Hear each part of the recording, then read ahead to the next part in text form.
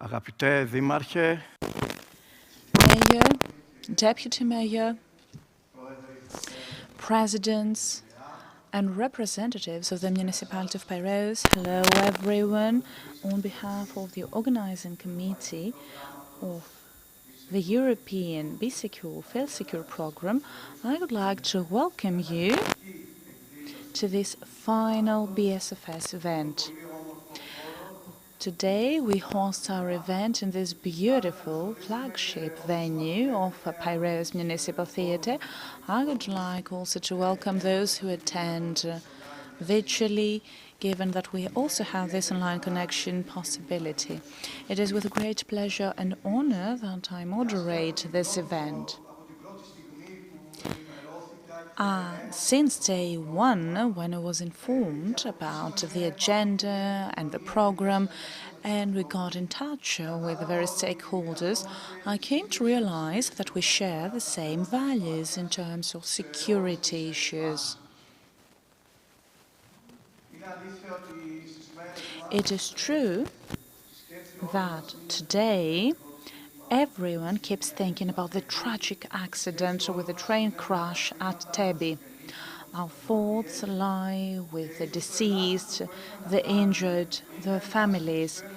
And the least we could do is to contribute to the consolidation of the culture of security across all aspects of safety and security, because we do know that this is the ultimate value that both time and money should be invested in. I truly believe that this project also serves the same purpose. So we're all aligned with this cause. I would like to highlight a few aspects of this shared perception we have at the Security Manager magazine, organizing this beautiful event in this European project. First and foremost, we need to consider security not as something that should intimidate us. It is something that should be considered through the bureaucratic perspective that relies on the actual needs of the society, the requirements and needs of both citizens and professionals. A second and equally important point has to do with the requirement for openness and awareness raising. We need to start discussing security more, to start building the security awareness, as it is called. Because this is a combination of awareness raising and education on security issues. How we can protect ourselves against risks both at home, out there, everywhere. We need to discuss about security more. And I'm so glad seeing that schools play a key role in this initiative. I believe that this is the right way in order to be able to create and build this culture of safety and security, starting from the younger generations. This happened through graffiti and other alternative art forms. This is the example of the 30th High School of Piraeus. They created an alternative form of artistic expression about safety and security. The third part that needs to be highlighted is, of course, the holistic and participatory approach to security. Of course, this relies on capitalizing on all human and immaterial resources leveraged in order to create a safer environment. Everyone can play a key role in this chain of security, because we want to have a robust security framework, and in order to achieve that, everyone needs to contribute. Either we talk about the security officers, either we talk about security service providers, scientists, academia, technocrats, everyone holds a key role in that. And those key principles and values are reflected in this European project entitled BeSecure-FeelSecure. This is why today's event is also graced by presentations given by acknowledged speakers who are here to share with us this beautiful journey. We will get to know the conclusions, the parameters, as well as the legacy for the municipality of Piraeus. Now, with no further ado, I would like to start with introductory remarks. Well, we will start with Yannis Morales, the mayor of Piraeus. Mayor, you have the floor.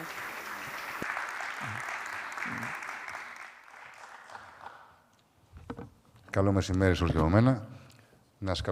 Hello everyone, I would like to welcome you in our flagship municipal theatre in this final event of the BSFS project.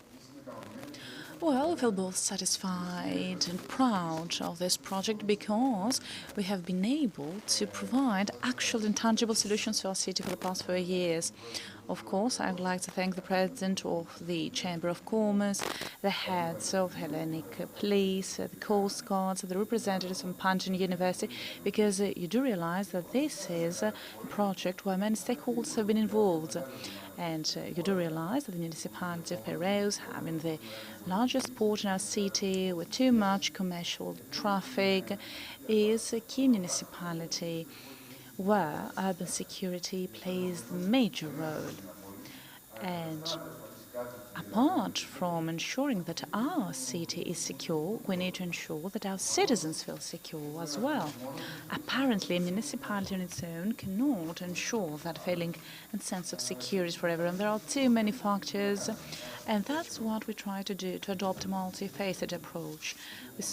We embarked on the journey of the BSFS project, providing a holistic approach to security with both spatial and other interventions, relying on the broader collaboration of the various stakeholders, the municipality, civil society, police, etc. BeSecure-FeelSecure also brings forward another advantage. It offered tangible results. It went beyond the theoretical part, it went beyond the theoretical discussions about the technological developments in data. And now I would like to share a few specific things with you. We organized the landscape to 8 playgrounds, better lighting, and other features. We also saw the landscaping of various other schools. Again, in the 5th municipal district, we procured 6 police vehicles, both cars and motorcycles. We also created the local council for crime prevention, and of course the VSU, the victim support units. Those things are of paramount importance for our municipality, because you do realize that in other cases, in the case of other projects rather, we don't have such tangible material results. So you can see that we capitalize on those funds in order to provide actual solutions to our citizens. And it was also a good opportunity for the local administration to be supported and ensure that our municipality, apart from being financially robust, is also secure, safe, and is able to use those opportunities to the maximum. Apart from the municipality of Piraeus, we also had the involvement of major universities from all around Greece. For example, Pantheon University, the European Forum for Urban Security, and of course other stakeholders. You do realize that this is a rather comprehensive framework that helped us capitalize on the actual results of this project. So I'd like to thank you all. We're looking forward to listening to the wonderful presentations and perspectives that will be shared by others who are more expert than myself to talk about that. I would like to thank all the stakeholders involved. I wish, and I was discussing that with Mr. Bovaku the other day, that would be a wonderful opportunity to have other cities replicating the example of our municipality. But I'm feeling sad because there's no continuation in that, and that's a problem in our country. When we have sources of funding, we build structures, but in the future, when the funds and resources are no longer available, those structures collapse. So we try to tackle this event. For example, we also had the innovative DULAB laboratory that was funded by European resources, and further to discussion with the regional community funds, we were able to continue its function. And you do realize that sometimes it's worse having a wonderful structure being put in place and then having its wonderful work being discontinued abruptly. We will keep up the good work. We will do the best we can. Right now, with the past 8-9 years, the municipality of Piraeus has been investing 450 million euro, and it is our commitment to pursue more community funds and resources. There are too many opportunities out there, too many options. You know that we need to keep ourselves informed and up to date with the latest developments in order to see what we can capitalize on the best way to the benefit of our citizens. So what it takes organization and resource hunting in order to do our best. And before giving the floor to the next speaker, I would like to thank my deputy mayors, Ms. Bourdakou, Mr. Arapis, Ms. Zara Kelly. Andriana, are you with us? No? Okay. Because she was the content person on that. And Michalis Bourbos, of course, who has been one of the main stakeholders involved in this project. He will elaborate on that. He has worked restlessly on this project, and of course, all the other stakeholders that were involved and helped us implement this project. We've been so sad that we're now nearing the completion of this project, but anyway, thanks a lot. Thank you for being here with us today.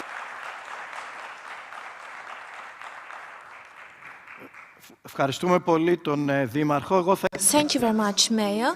What I would like to keep from his speech is that this program, this project, is a case study that can be implemented in other European and Greek cities. And, of course, it would be useful, the results that will be drawn, to be disseminated to other municipalities in order to understand how they can implement various actions.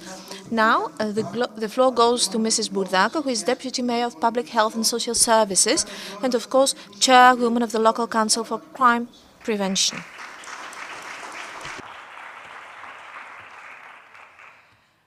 Αγαπητοί προσκεκλημένοι, καλησπέρα και από μένα. Να σας καλωσορίσω με τη Dear guests, welcome. We have listened to the mayor, and he forgot Mr. Avramidis, the presidents of the local communities, Mr. Nanopoulos and Mr. Liakostavros. Excuse me if I'm forgetting someone. So I would like to welcome you here as well in this final closing event of the European program BeSecure-FeelSecure. I am really moved today. It seems to me that it was yesterday that we did the launching event here. 3.5 years later, 3.5 years of hard work at this program that tries to promote the strengthening of security in the city of Piraeus, in our city. As chairwoman of the local council for crime prevention, I am really happy for the role that this council has played to the creation of an environment of safety, security and trust. I would like to say that the municipality of Piraeus has got the chance to have professors, scientists, and it is not a given. I'm not sure if other local councils have that resources and that luck. So the level of the scientific expertise is really high, and this is the team that found the locations and the localities and decided how it would be best to strengthen security. So, after documented opinions, but also by leveraging this innovative tool, I'm talking about the CURIM, the app, the Evidence-Based Collaborative Urban Risk Management Platform. The municipality did a series of interventions, of lock-up, of beautifications, of vandalized and abandoned buildings in the 5th district, and we have located that it needs work there. So this was a challenge for us to find those means and those resources to use the possibilities of the platform and to leverage them and to leverage in the best possible way all those perspectives. At the same time, the LCCP supported the foundation of the Victim Support Unit, which is a unique structure, unique for the municipality of Piraeus. So, the LCCP currently has been planning for the future, which include the promotion of this council towards the wider public. We want to set up webinars, seminars. We want to give information and deliverables to the citizens, but also to other stakeholders. And the engagement of the citizens is what is at stake. And according to the Code of Municipalities and Local Communities, citizens are an integral part of local councils. So only with the engagement of citizens, the municipal authority can have access to the collective memory, if you wish, the collective IQ in order to find new and innovative ways and new solutions. We hope that the local council will continue to support the municipality and offer various services and support when it comes to paving the way towards prevention, awareness raising, and strengthening of security. We are really proud that the municipality of Piraeus has been implementing an innovative, holistic way of crime prevention, and we would all strive to work towards this direction. Personally, I would like to thank Mrs. Arakeli, the fellow deputy mayor, who supported this project from the first moment, supported the Foundation for the Local Council for Crime Prevention, and gave both me personally and to the council the possibility to showcase our work to European forums and also to exchange good practices and try to network our municipality around Europe. Moreover, I shouldn't forget two ladies that have worked with me, Mrs. Kunav and Mrs. Balotti, officials of the BeSecure-FeelSecure program. Even if I might be a little bit harsh, they have succeeded into helping me. I would like to thank you here and thank you all for your attention.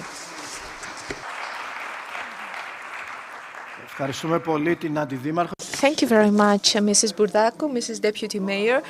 We understand that the project is completed now, but it is a beacon for the other actions of the local Council for Crime and Prevention. Now, last but not least, the Deputy Mayor of Architecture and Urban Planning, Mr. Dimitris Arapis.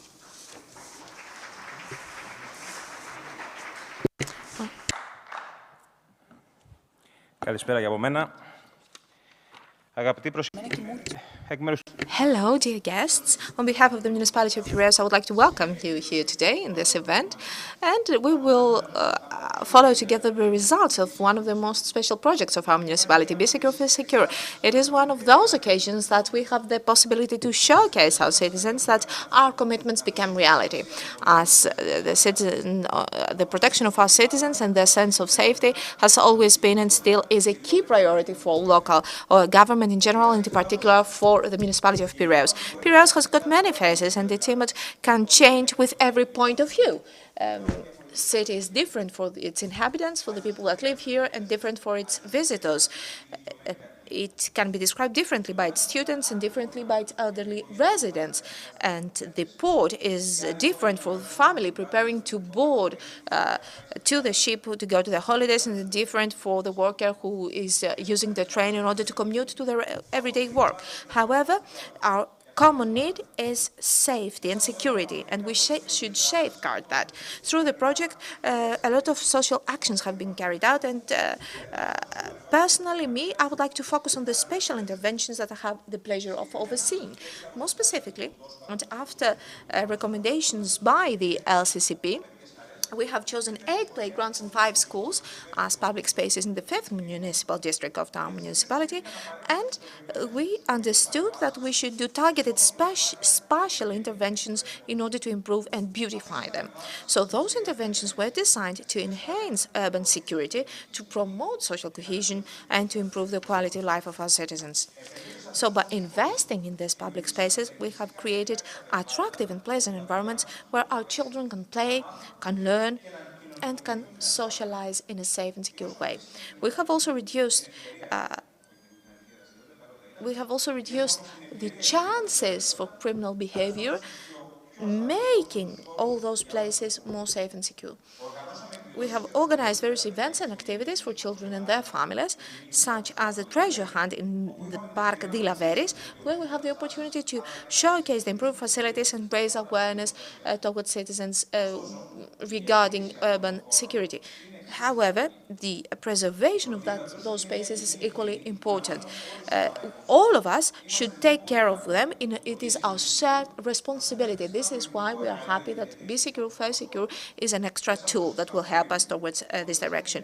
Through the QRIM system, through this app, citizens have the opportunity to inform not only the local authorities but also the police about places that have been damaged and therefore create feelings of insecurity. I would like to thank the deputy mayors, Mrs. Bourdako and Mrs. Zarakeli, but also the whole team of the program for their collaboration until this moment. We are proud for everything that we have achieved. However, our work is not yet done. We keep investing in our public spaces, we keep loving them in order to improve the quality of life of our citizens and to help Piraeus go towards future. Thank you very much.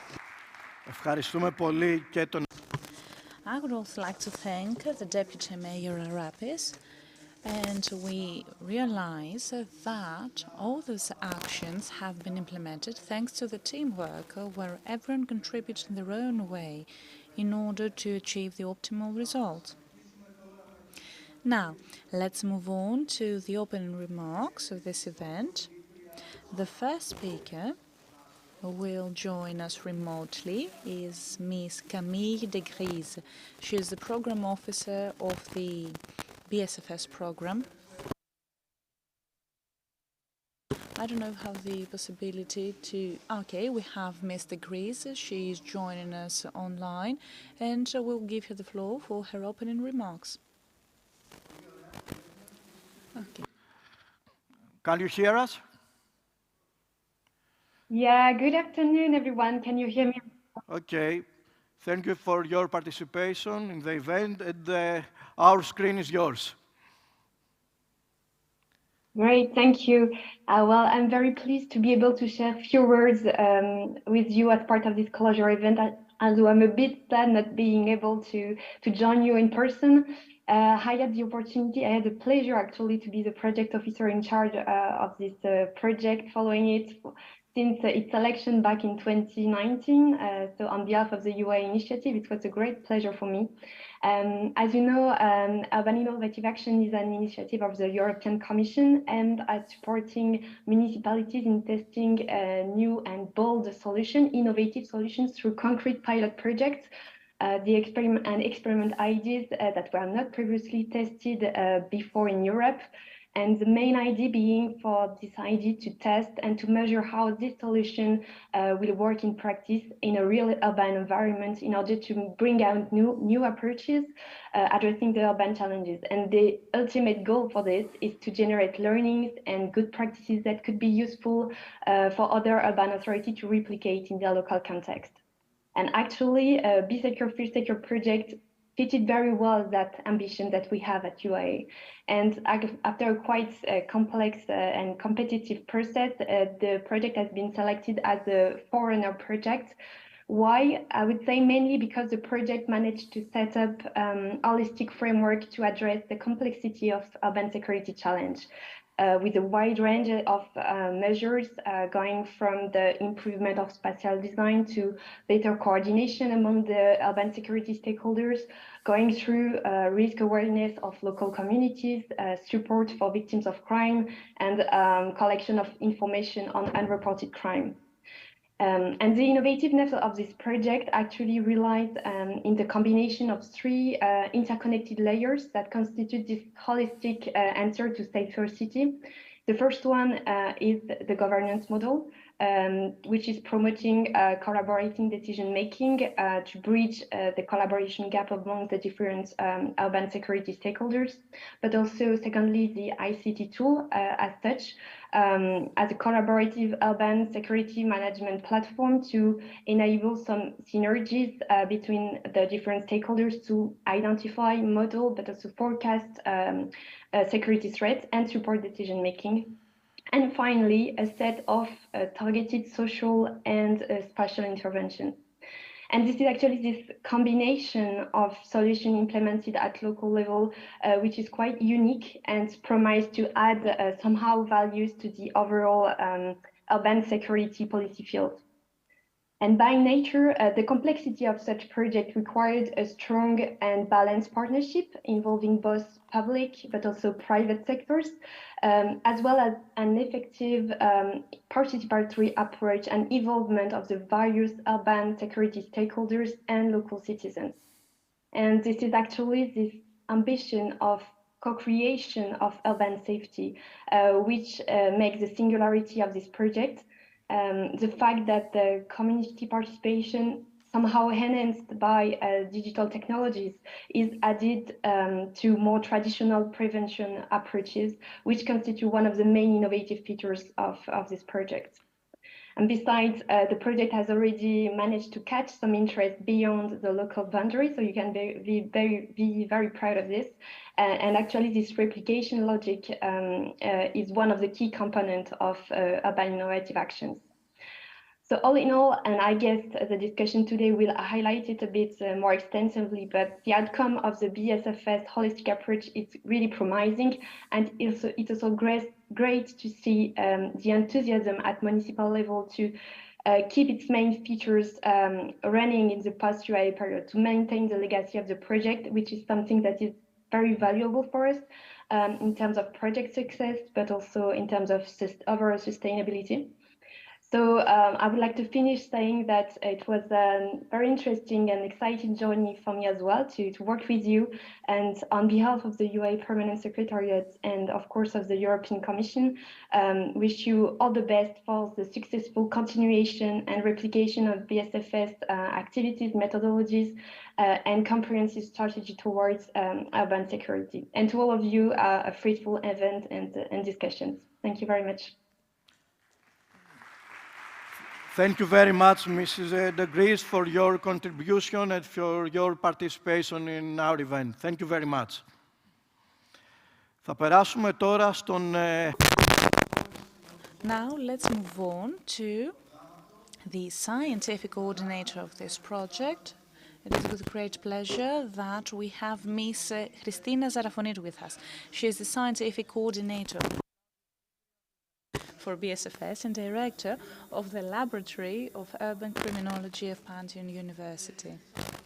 And of course, she is also the national representative of the Crime Prevention Network. Thank you very much. It is with great pleasure that I find myself here after 3.5 years approximately. It seems like it was yesterday when we had the launch event here. We were all wearing masks. Today we're not that numerous. Let's hope that that soon masks will no longer be needed. Just like the Deputy Mayor said before, everyone comes here feeling mood, feeling excited. Today we're happy to announce that we are completing this project, this highly ambitious, complex and promising project, a highly successful project. Personally, I believe that the major challenge of this project has been to ensure that scientific knowledge would be translated in practical interventions and tangible results. That's what's at stake for every social scientist, because you do realize that we don't rely our work on the experiment. We want to have tangible and actual results. And our effort focuses on ensuring interaction of the various stakeholders and parts and constituents of social reality in order to highlight the aspects that need to be improved, where we need to carry out our interventions. So, what we try to do as scientific coordinator of this project, and I believe that this endeavor of ours has been successful, and I would like to thank the municipality of Piraeus for their trust. And it is for that reason that we should also extend thanks to the scientific community. So our work has to do with identifying the main problems and challenges, coming up with potential solutions, and then seeing that the solutions and the interventions carried out in the context of this project will continue through the continuous feedback and post-project assessments. Those are the two main pillars of this project. So on the one hand, we wanted to highlight the key role held by the local council for crime prevention. And I have to say that in a difficult time period, I'm talking about the pandemic, and it is at this point that Ms. Arakeli played a key role. I remember when we had the first meeting with her, and then this collaboration continued with Ms. Burdakou because we tried to implement something, an institution that has been present in our country for quite a few decades now. I'm afraid that had not been operating at full speed, so we tried through this institution to organize and coordinate the social interventions, environmental interventions, and other interventions, technological interventions, for example. They're all equally important, but on top of all, we were able to ensure the right networking, meaning that both social and institutional bodies, as well as every citizen, had a role to play. So it is impressive that amidst the pandemic, we tried to use cutting-edge technology to the benefit of the project's deliverables to ensure that social and institutional stakeholders would come together on the same table, ensure that the various bodies, stakeholders in the municipality were gathering around the same table to discuss, raising awareness among shop owners, local society and schools in the municipality of Piraeus. Well, I believe that we won that bet, because we see that now trust, citizens' trust, has become more consolidated in the municipality of Piraeus. We now have the justice, the police, the school, the family, all those institutions have been involved laying robust foundations. Let's not forget that the municipality of Piraeus is a very large municipality with particularities that they need to seize and capitalize on. They still have the concept of neighborhoods. That's a very important aspect, and one should not overlook the significance of neighborhoods, meaning the local communities, and the impact of neighborhoods in the interpersonal communication and relations. It is in this context that the first steps have been made. It was a difficult journey, it took too much work, and I hope that this endeavor will continue. I would also like to especially thank the municipality of Piraeus, the mayor, the deputy mayors, especially Ms. Burdakou, all the stakeholders and bodies that are represented, the bar association, the local society, shop owners, everyone who participated in our effort. The local council for crime prevention needs to continue work, and the VSU, the Victim Support Unit, should continue its operation. Let's hope that its work will be further highlighted and stressed. And at this point, allow me to thank my university, Pantheon University, for trusting me, for trusting my laboratory, the Laboratory of Urban Criminology. I have to say that this task of coordinating the project has been quite demanding. Michalis Bourbous was also involved in the coordination aspects. Thank you for a smooth and excellent collaboration. And we have proven that criminology is more than just a theoretical science. It's also an applied science, and it can contribute beyond the scientific background. It can also have a social impact. It can be useful. And I believe that this project also follows the same direction. Thank you so much. Ευχαριστούμε πολύ, κυρία.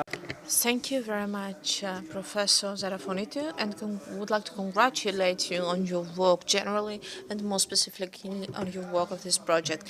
The city of Piraeus is synonym with traveling since it is the largest port of Greece. And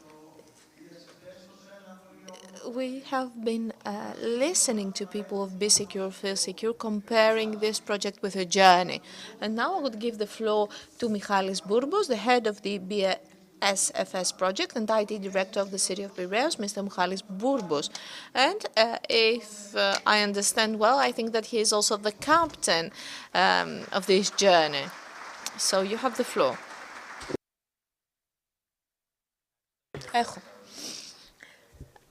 Thank you very much for this kind introduction. Our journey started in November 2018 when Marios Zacharias and Sterios Pantelopoulos, by singular logic, came to visit us and presented us the initial idea.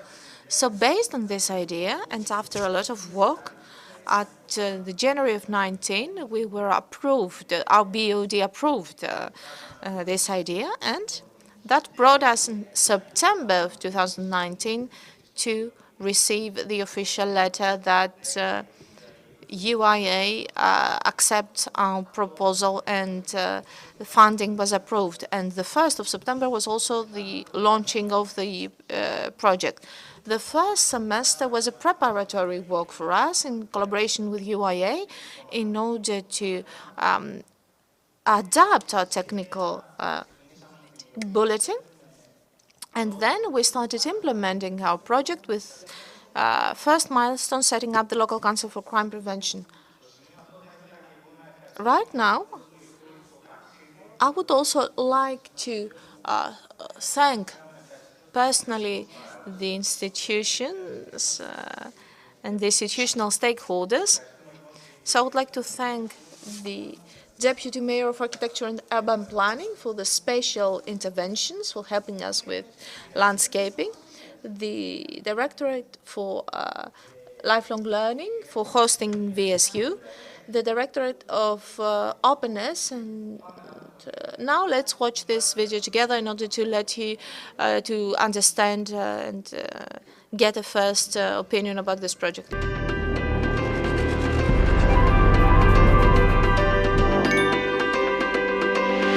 Ως δήμαρχος του Πειραιά, μια μεγάλη και πολυσύγχρονη πόλη με το μεγαλύτερο λιμάνι της χώρας, το ζήτημα της αστικής ασφάλειας αποτελεί πρόκληση αλλά και προτεραιότητα. Ο Πειραιάς συνεχίζει να αναπτύσσεται και είναι σημαντικό ως δημοτική αρχή να διασφαλίσουμε ότι η πόλη μας παραμένει ασφαλής για όλους. Σε αυτό το πλαίσιο, ξεκινήσαμε να διεξαγάγουμε το 2019 το ευρωπαϊκό πρόγραμμα BeSecure-FeelSecure. Πρόκειται για ένα έργο που προσεγγίζει το ζήτημα της αστικής ασφάλειας. Αποσκοπεί στην προαγωγή της αστιακής ασφάλειας σε τοπικό επίπεδο, πράγμα που σημαίνει ότι εστιάζει κυρίως στην πρόληψη τόσο της καθημερινής εγκληματικότητας όσο και της ανασφάλειας. Προσπαθεί να δώσει λύσεις στον τομέα της αστικής ασφάλειας στηριζόμενο σε 3 πυλώνες. Τον πυλώνα της διακυβέρνησης, τον πυλώνα των κοινωνικών και χωρικών παρεμβάσεων και τον πυλώνα των ψηφιακών εργαλείων. Στο πλαίσιο αυτό πραγματοποιήθηκαν 2 σημαντικές δράσεις. Η επανασύσταση του τοπικού Συμβουλίου Πρόληψης Παραβατικότητας στο Δήμο Πειραιά, καθώς και η ίδρυση μιας καινοτόμου μονάδας υποστήριξης των θυμάτων, η οποία αποσκοπεί στην ενίσχυση του αισθήματος ασφάλειας των πολιτών όταν αυτά πέφτουν θύματα εγκληματικότητας. Το τοπικό Συμβούλιο Πρόληψης Παραβατικότητας του Δήμου Πειραιά είναι ένα όργανο αποκεντρωμένο αντιεγκληματικής πολιτικής που έχει ως στόχο την ανάπτυξη μιας εναλλακτικής αλλά έγκυρης αντιεγκληματικής πολιτικής. Είναι ένα συμβουλευτικό όργανο προς το Δήμο.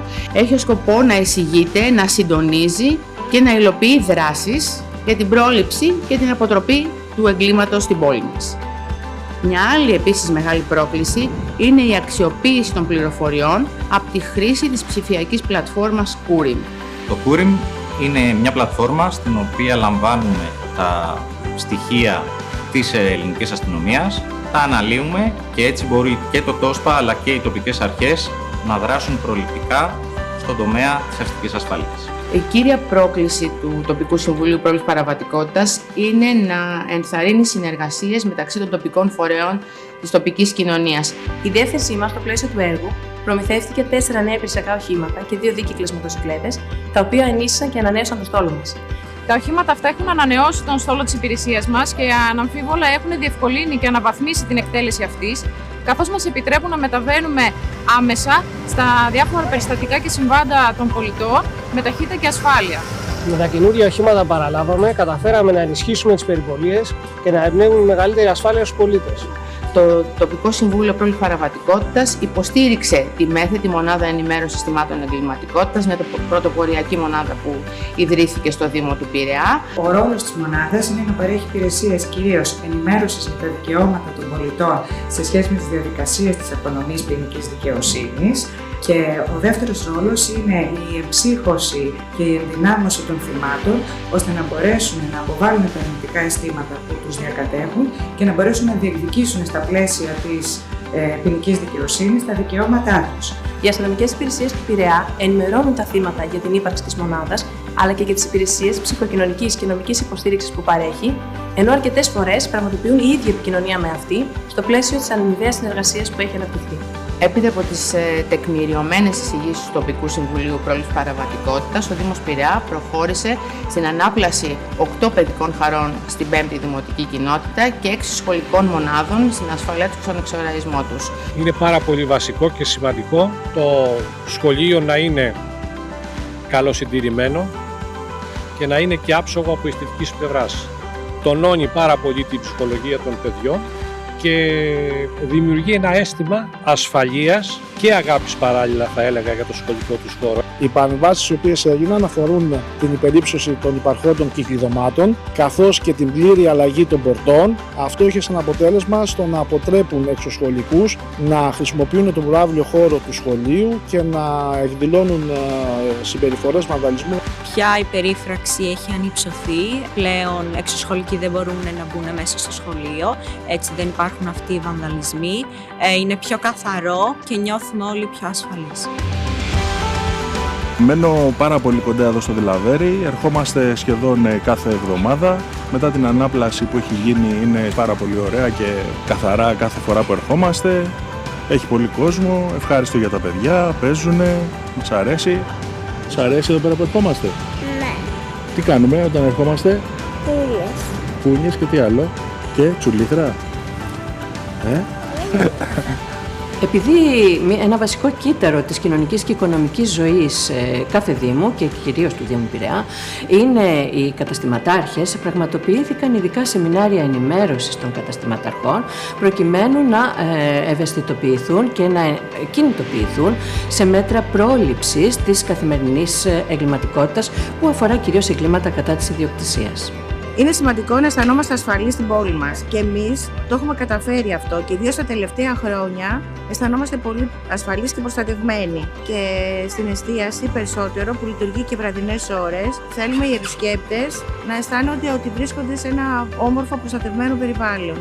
Στο σκοπό αυτό πραγματοποιήθηκαν πολλά ενημερωτικά σεμινάρια, συμβουλευτικές επικοινωνίες, καθώς και ειδικά σεμινάρια ενημέρωσης και ευαισθητοποίησης των μαθητών γυμνασίου σε σχέση με την καθημερινή εγκληματικότητα που αφορά τους εφήβους κυρίως, και αυτά αφορούν τον σχολικό εκφοβισμό και τους κινδύνους που προέρχονται από την χρήση του διαδικτύου. Θεωρώ ότι είναι πολύ σημαντικό να γίνονται τέτοια σεμινάρια, γιατί εμείς μάθαμε πώς να προστατευόμαστε από το bullying και τους κινδύνους που υπάρχουν στο ίντερνετ, κινδύνους με τους οποίους μπορούμε να έρθουμε όλοι αντιμέτωποι. Αυτή τη στιγμή βρισκόμαστε στην φάση της δημιουργίας του πλάνου ενεργειών για το επόμενο διάστημα, όπως είναι η ενεργοποίηση των πολιτών, η ενημέρωση, η προώθηση του Συμβουλίου στην κοινή γνώμη και η οργάνωση ενός δικτύου εθελοντών που θα κινηθούν, θα δράσουν ως εμψυχωτές και ως παράγοντες ενδυνάμωσης της συμμετοχής των πολιτών. Βασικό στόχο της επιστημονικής διεύθυνσης του προγράμματος είναι το πρόγραμμα να έχει μια βιώσιμη εξέλιξη στο Δήμο Πειραιά, καθώς και τη δυνατότητα εφαρμογής του σε άλλους δήμους της χώρας. Το έργο αυτό ήταν μια διαβεβαίωση στους πολιώτες ότι είμαστε αφοσιωμένοι στο να κάνουμε την πόλη μας ένα ασφαλές και ελκυστικό μέρος για να ζεις, να εργάζεσαι και να επισκέπτεσαι. Δεσμευόμαστε να συνεχίσουμε την προσπάθεια να εξασφαλίσουμε τέτοιες χρηματοδοτήσεις ώστε να επενδύσουμε στο μέλλον της πόλης μας, να βελτιώσουμε τις υποδομές μας, να δημιουργήσουμε νέες θέσεις εργασίας και να στηρίξουμε τις τοπικές επιχειρήσεις.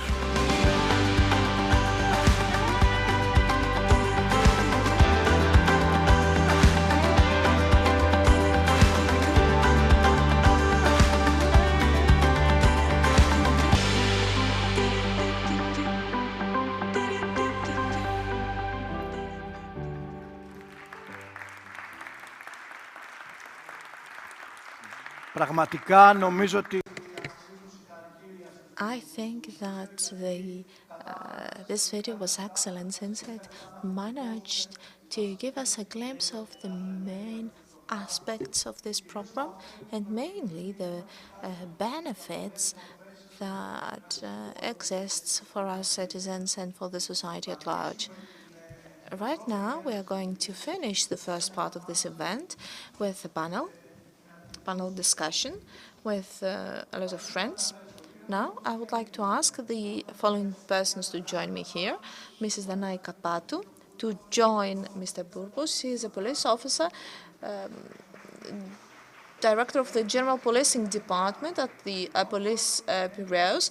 Dr. Eleni Kontopoulou. She is a postdoctorate researcher at the Pantheon University. Mr. Angelos Mimis, who is an associate professor at Pantheon University. Mr. Mario Zacharias, who is technical manager of the project representing Space Hellas. Dr. Nikolaos Nikoloudakis, who comes from Singular Logic, and Dr. Spiros Papasteriou, IT researcher from the University of Piraeus Research Center. So, you have all contributed to bringing about the results of this beautiful project, and I would like to give you the floor to say us a few words about your contribution to this project. So, let us start with Mr. Bourbous. You have mentioned the holistic process, the holistic approach of this project. So, kindly say a few more words about how this holistic approach was translated into action and which were the practical offerings of this solution for the municipality and its citizens. So, this project is a holistic project of urban security governance. This means that we have to take into consideration three different pillars. First of all, governance, digital tools, and social and spatial interventions. The innovation of this program is that it tries to bring together, to combine these three pillars in order to bring about the best possible results. When it comes to the offerings,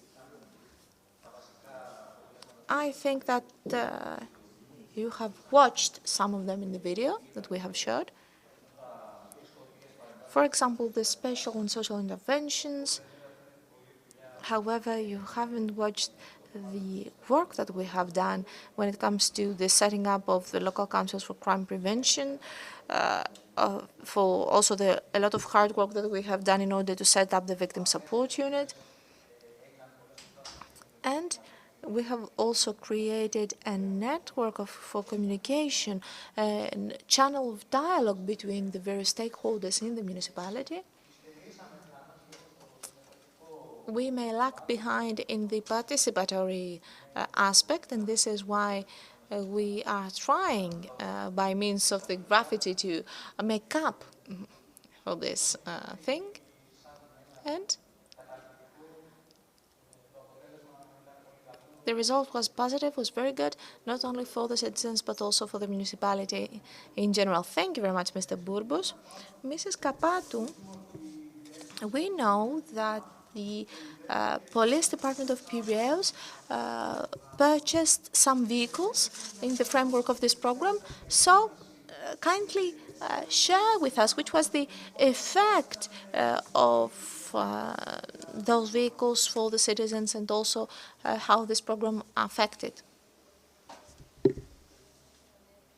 We have bought 4 new cars and 2 motorcycles that contributed to increase our patrols and here do a lot of actions in the municipality of Piraeus. They have been used daily by our police officers. We're talking about the municipal districts of Municipal Theatre and Kaminia Neofaliro, and we try to focus on the 2nd and the 5th municipal communities. they have upgraded the services that we offer to the citizens, giving us the possibility to respond very quickly and be secure, since they are very new vehicles. And the citizens understood this. This had an effect to the citizens, since when they see the vehicles, they respond very warmly and positively, since they know that this is new material which is used for policing their city, and they understand that we have spent resources and we have invested in the urban security and in our citizens' protections. I have said a lot of times, and I will repeat myself, that it is a huge privilege that the city of Piraeus was chosen in order to implement this very innovative program, and we were allowed to participate, the police department of Piraeus, the police directorate of Piraeus, and we hope that to have the opportunity to participate again in the future. It is a good chance to bring citizens more closely to the Hellenic police, which is something that we really need. Yes, this is the case, and we have understood it. The perspectives and the benefits of the project were understood also by the citizens, and they responded very warmly. So, as we have said, the main scientific pillar has been the Laboratory of Urban Criminology, and Dr. Eleni Kontopoulou will discuss how all those innovations were implemented. Kindly share with us which were the results that they brought about. Thank you very much for your question. In our opinion, the main scientific innovation of this program is the implementation of the scientific knowledge and experience during the implementation of the actions of BeSecure-FeelSecure. And this is why the scientific review was assigned to this Laboratory of Urban Criminology. We were the ones who supervised the project, and we are focusing on researching urban security and urban spaces and locations. And within this framework, we have set up an interscientific team comprising of scientists by various backgrounds that have used their interdisciplinary knowledge and experience, and that interdisciplinary leverage of knowledge was brought about through a series of steps. Initially, we have planned diagnostic research here at the municipality of Piraeus, and its results showcase the need for implementing participatory policies such as the local Council for Crime Prevention, and also we understood that there is a need for victim support and also to raise awareness in the local community and the local stakeholders, and the results of that research, along the results of the local observance in the city and other information that were collected after meetings with local stakeholders and citizens, all those data were the basis on which we based the planning of the actions. So we have found the local council in 2020, which is the tool that supervises all those actions. This is a decentralized body of participatory crime prevention policy that can play a pivotal role not only in crime prevention on a local level, but also in strengthening the security. So it was a milestone for our program.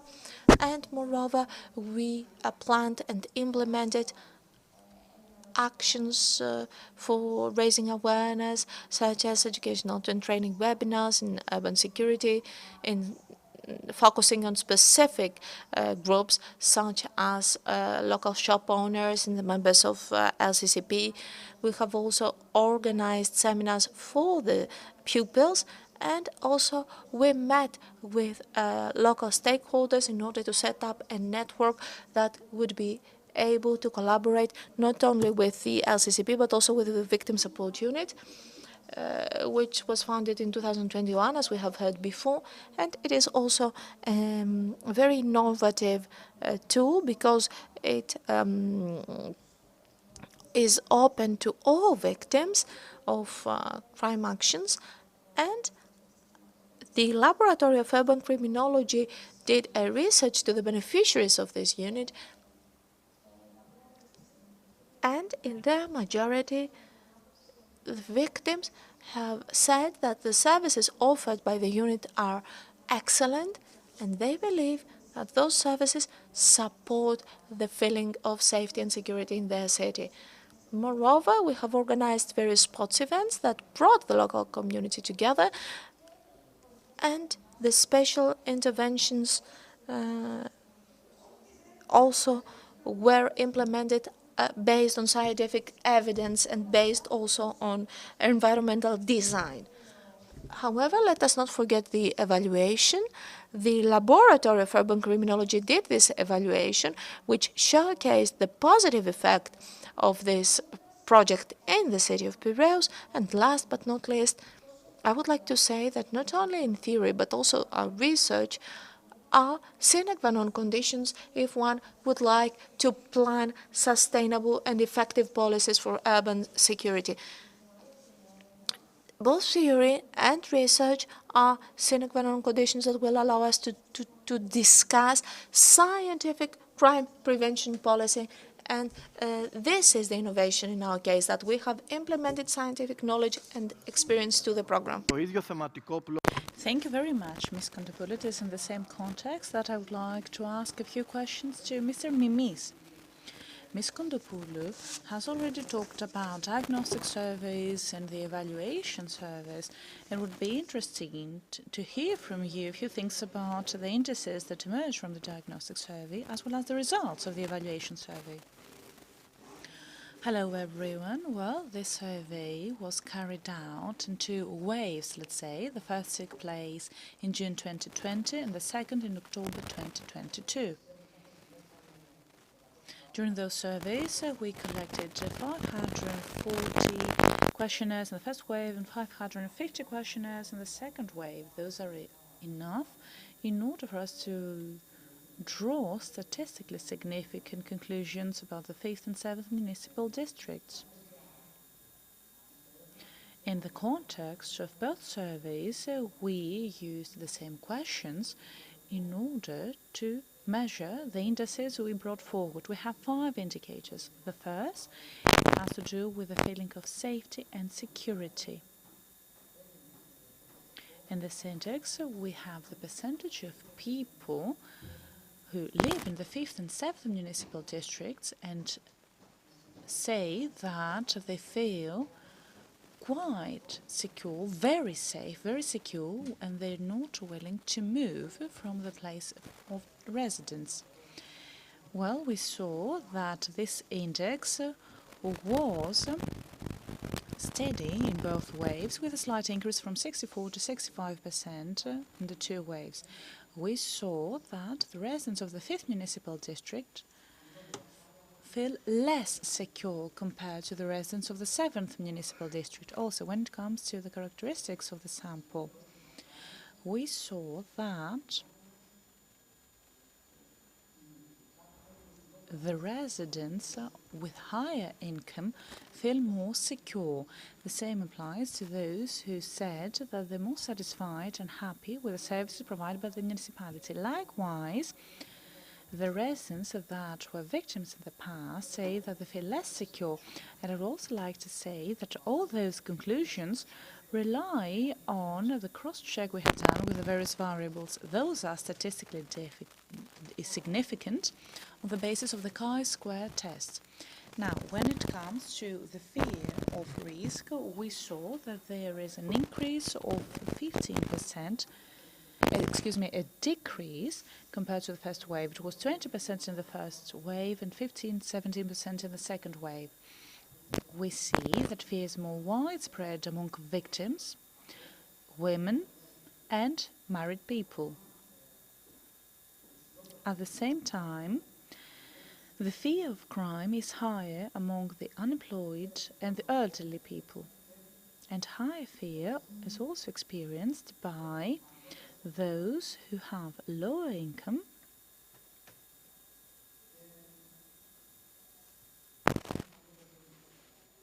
Yeah, them. Likewise, we see that there's lower fear of crime expressed by those who are satisfied with the services provided by the municipality. Now, going on to the third index, it has to do with participation and involvement in the crime policy actions. In this particular sample, we had a percentage of less than 1%. The fourth index has to do with the intention of participating in such policy actions. There was an increase approximately by 2% in this index between the two waves. We see that there's a higher intention for participation in those actions in the 5th municipal district compared to the 2nd municipal district. Now, when it comes to our sample characteristics, we see that there's higher intention of participation expressed by those who feel more insecure. Last but not least, the last index has to do with the trust of the citizens towards the local authorities. The index showed a 10% improvement compared to the first wave. It reached 58% in the second wave of the survey. And when it comes to the sample, we saw that trust and confidence of the local authorities has increased, especially among those who say that are more satisfied with the services provided by the municipalities, and the same applies to the women. Thank you so much for this information, and I'm sure that the evaluation of those data can offer valuable results. Now, let's move on to the other aspect of this project that had a key role. I'm talking about technology, and I would like to ask Mr. Marios Zacharias, who is a technical manager of the project and the representative of Space Hellas, to provide us an overview of the technological tools that were used, as well as the results they yielded. Thank you so much for this question, Vlasis. Before giving you an answer, I would like to say that the joy of today's event is shadowed by the tragic incidents of last week. But we do realize that this is a strong indication that security should not be just an investment, should be a matter of culture. Now, when it comes to our project and the holistic and comprehensive overview of urban security provided by Michalis before, we know that technology contributes in this project through the Curie map. This is available both to the citizens of the municipality of Piraeus as well as to the employees of the municipality.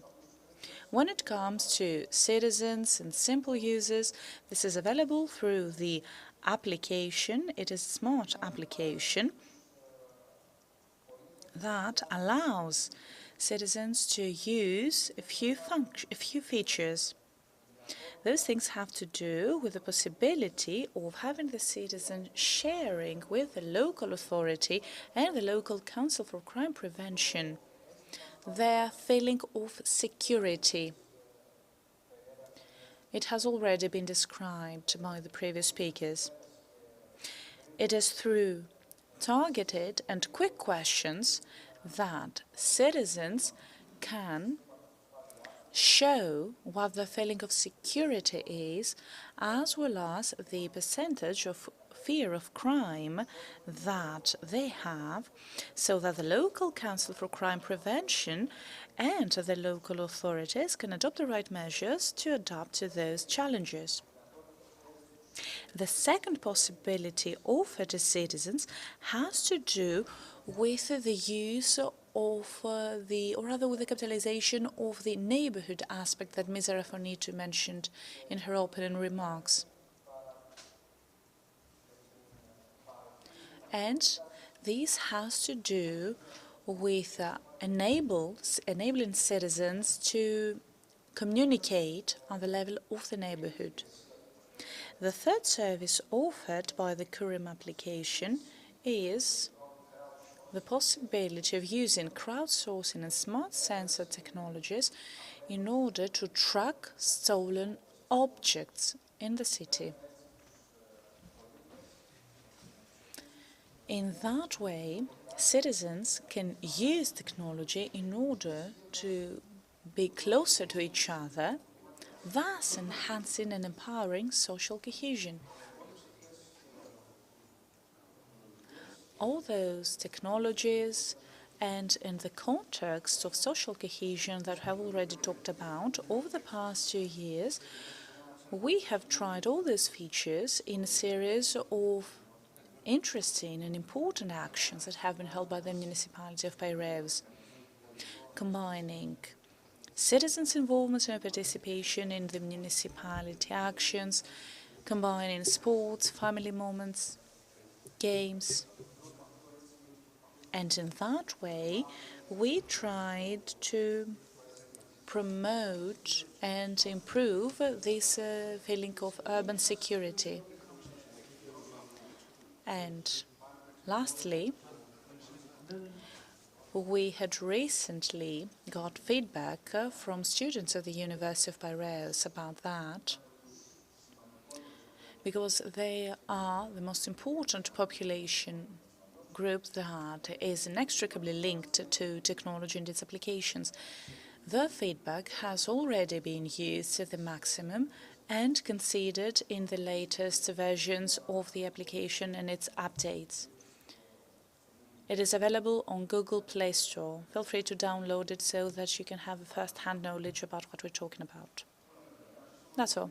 Thank you so much. Well, now, when it comes to the use of technological means, I'd like to ask a question to Mr. Nikolaos Nikoloudakis. How have you used and how can all those tools be used, both during the project but also in the future? Thank you, Vlasis, for this question. Well, the Urban Risks Management Platform has now become part of the broader operations center of the municipality. They collect information from CURIM application and they also collect data from police reports or other online open data sources.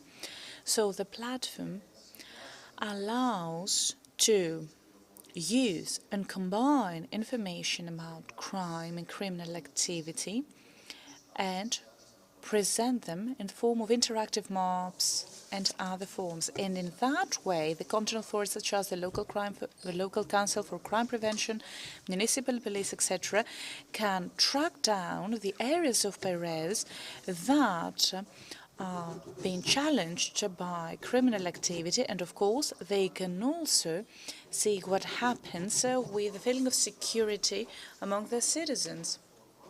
And this platform is being used by the local council of crime prevention in order to draft specific opinions about security and safety in Piraeus.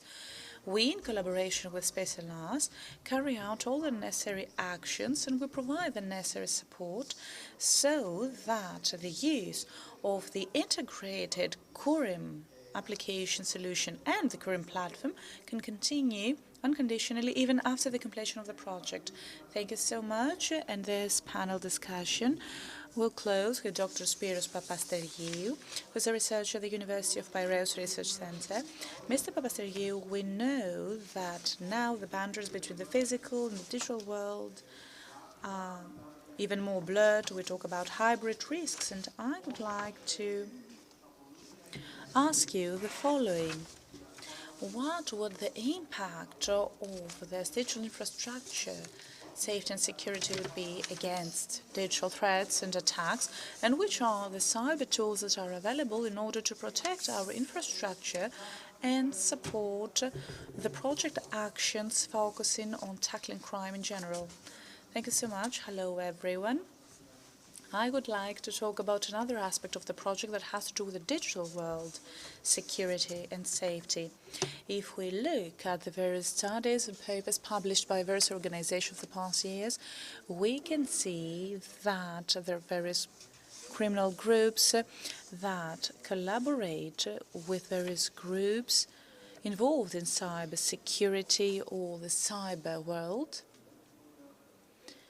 in order to serve their malicious goals. For example, I'm talking about human trafficking or drugs smuggling or anything else.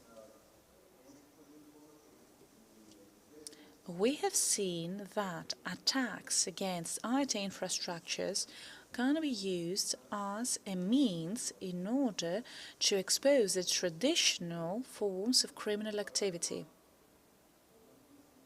Well, there was such an indicative example 10 years ago, in 2012-2013, at the Antwerp port. It's the most common example that I've been talking about quite too many times, where a criminal organization collaborated with a hacker in order to ensure drug trafficking beyond the port of Antwerp with a view to forwarding that cargo to Europe, to Central Europe. So you do realize that such groups might target any type of organization that has digital infrastructure in order to provide digital services. I believe that this is a problem that will further deteriorate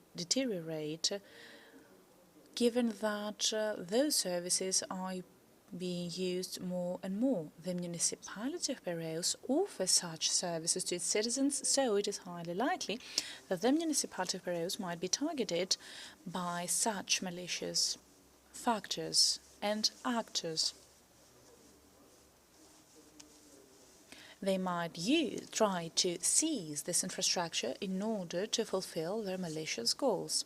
We might have, therefore, some groups that might try to gain access to those infrastructures, controlling the very services provided to the citizens, sending information messages to the citizens in order to guide them to a certain point of the municipality or port exits, in order, for example, to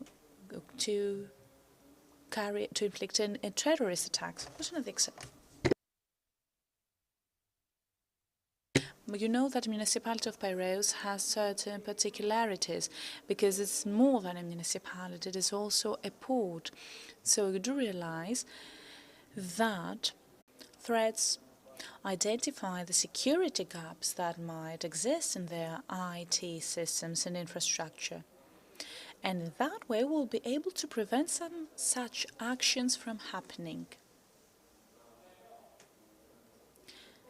So what I'm saying is that the development of such services has been an inextricable part of this project, things that can be used by the municipality of Piraeus. So a key component of the solutions that have been developed has to do with the fact that we're able to evaluate and assess the security gaps in the standalone IT systems, at the same time allowing researchers understand how the potential hackers might try to gain access to their infrastructure. So there are some potential attack paths that might be followed by the attackers. This solution also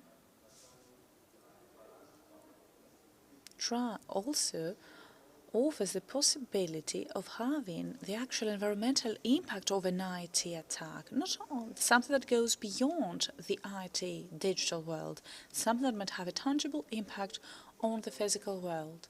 So an analyst can combine this comprehensive information in order to adopt the right safety and security measures and fill the security gaps that they might exist.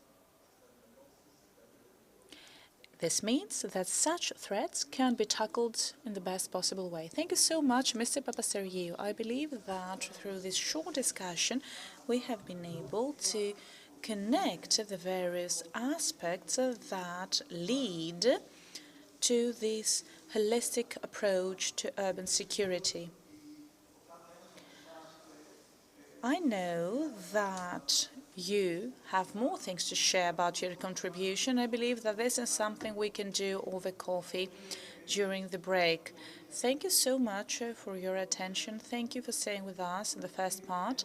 We will now have a few minutes break until 4, and then feel free to grab a cup of coffee at the foyer of the theatre, and let's be back in 10-15 minutes. Thank you so much.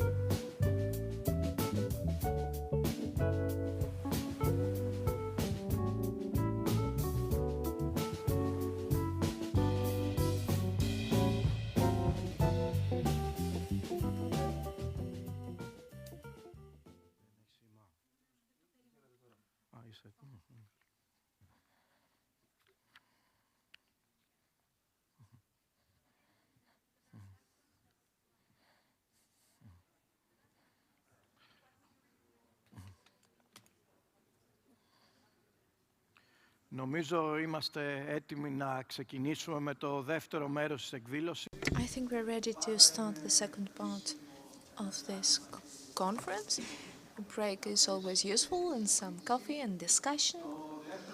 However, now at the second part of our event, we will have a keynote speech and then a second panel comprising of very important speakers who are already here. So, lessons learned and the experiences of the 3 UIA projects on urban security. The floor goes to Ms. Elizabeth Johnson, Executive Director of the European Forum for Urban Security, UFUS. It is a European network dedicated to fostering discussion, cooperation and support among local and regional authorities in the field of crime prevention and urban security. Mrs. Johnston is already here. How are you? Can you hear us? I can hear you very well. Can you hear me? Yes, I can hear you. Where are you from now? Fantastic. I'm in Paris, in France, unfortunately, Nice. because I would much rather be with you. I love being in Paris, but I would much rather be with you today. Thank you for having me online. Okay, very nice, Mrs. Johnston. Our screen is yours and you can start. Fantastic. Well, first of all, I wanted to thank you for having me and share with you the my colleague Iliana is there in person, so she will also she's lucky to attend the whole event and also to share our thoughts with the Greek people. I know it's a difficult time these days, so I just wanted to share our solidarity with you today.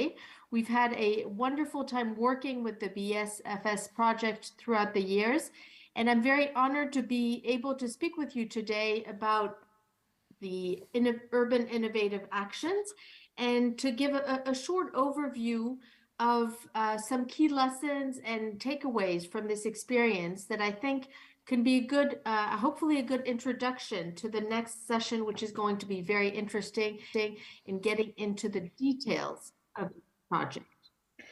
The Urban Innovative Actions is really something that it has innovation in its name, and innovation is a little bit of a buzzword. Everything is innovative these days, and everything needs to be innovative.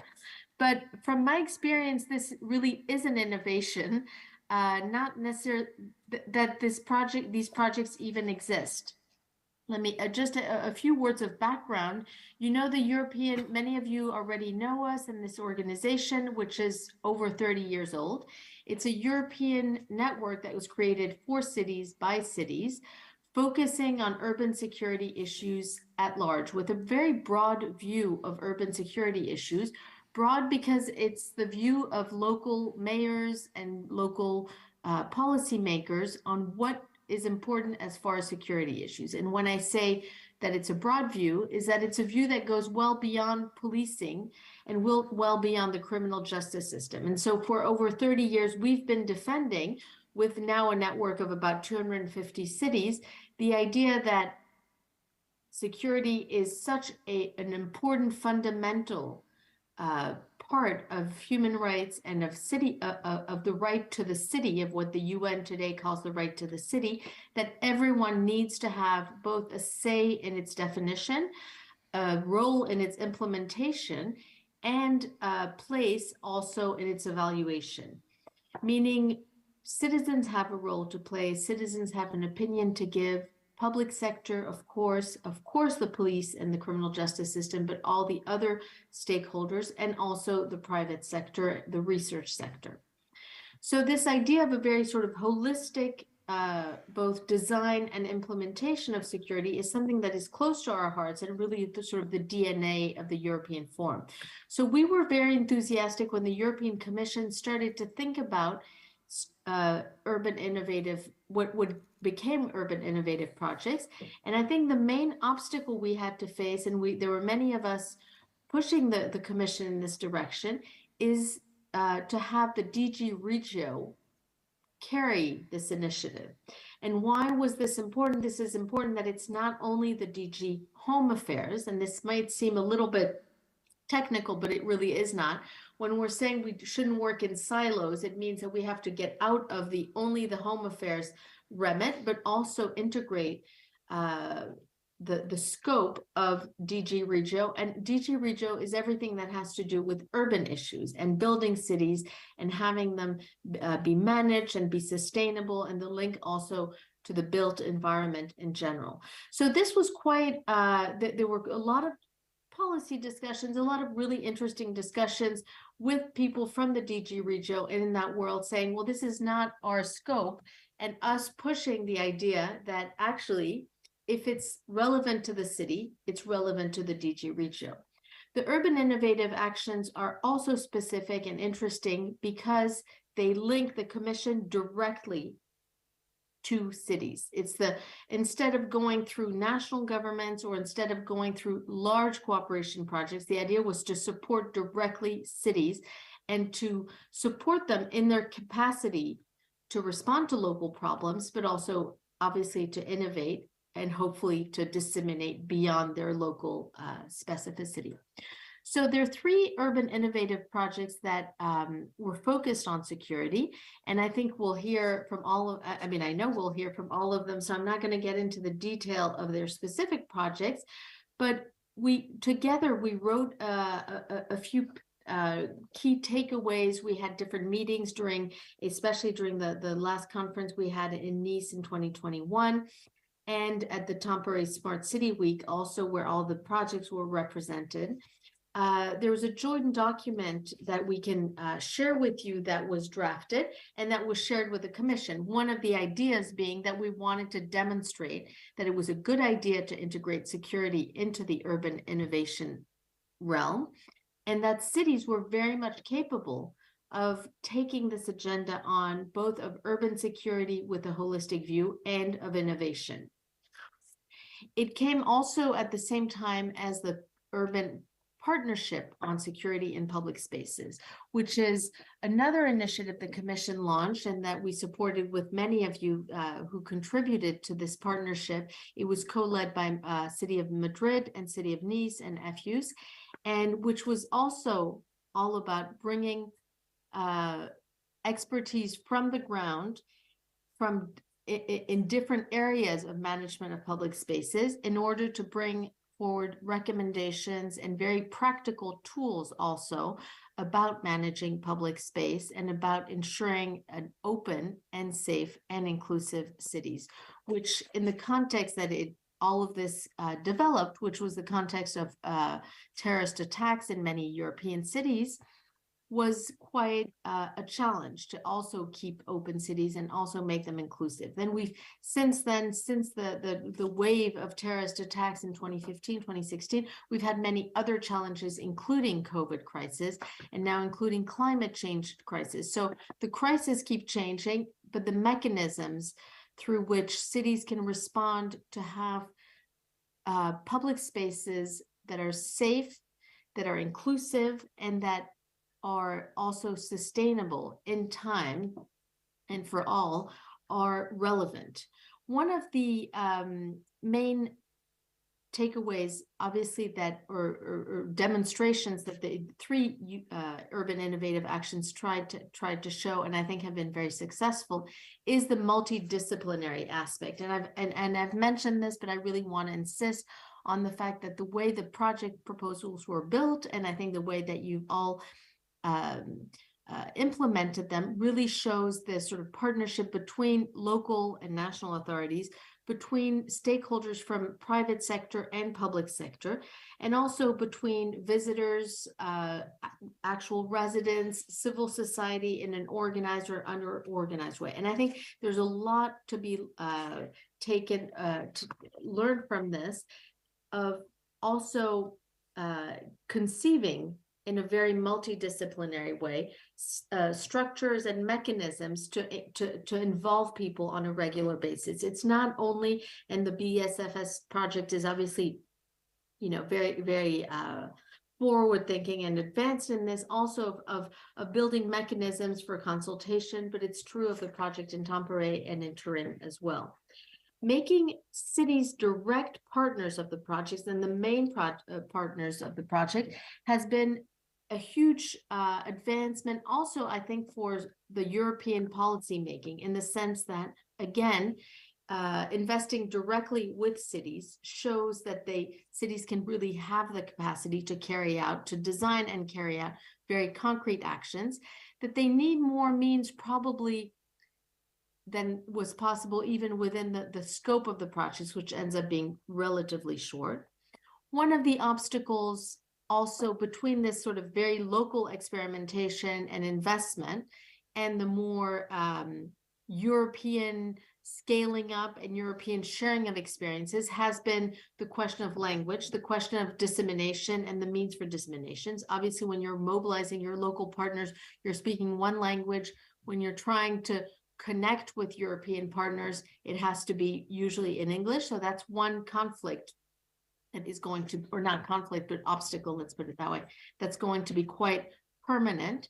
And for that, hopefully organizations like ours, but others, experts also that have been associated to these projects, can help bridge that gap between the very local experimentation, which is necessary because the urban innovative actions by definition are trying to resolve a local problem, but also always with this intent of feeding a European body of expertise and obviously learning from an urban body of expertise.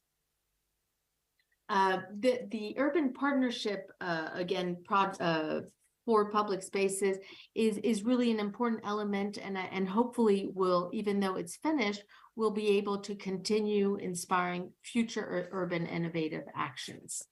The time frame, I wanted to maybe also share one concern that the three projects shared in their huge diversity, and this is what's interesting. Of course, the three cities that were leaders are very different contexts, but all of them really wanted to point out also both the time frame that is relatively limited, but also the time-consuming and complex procedures that can be seen as obstacle for cities.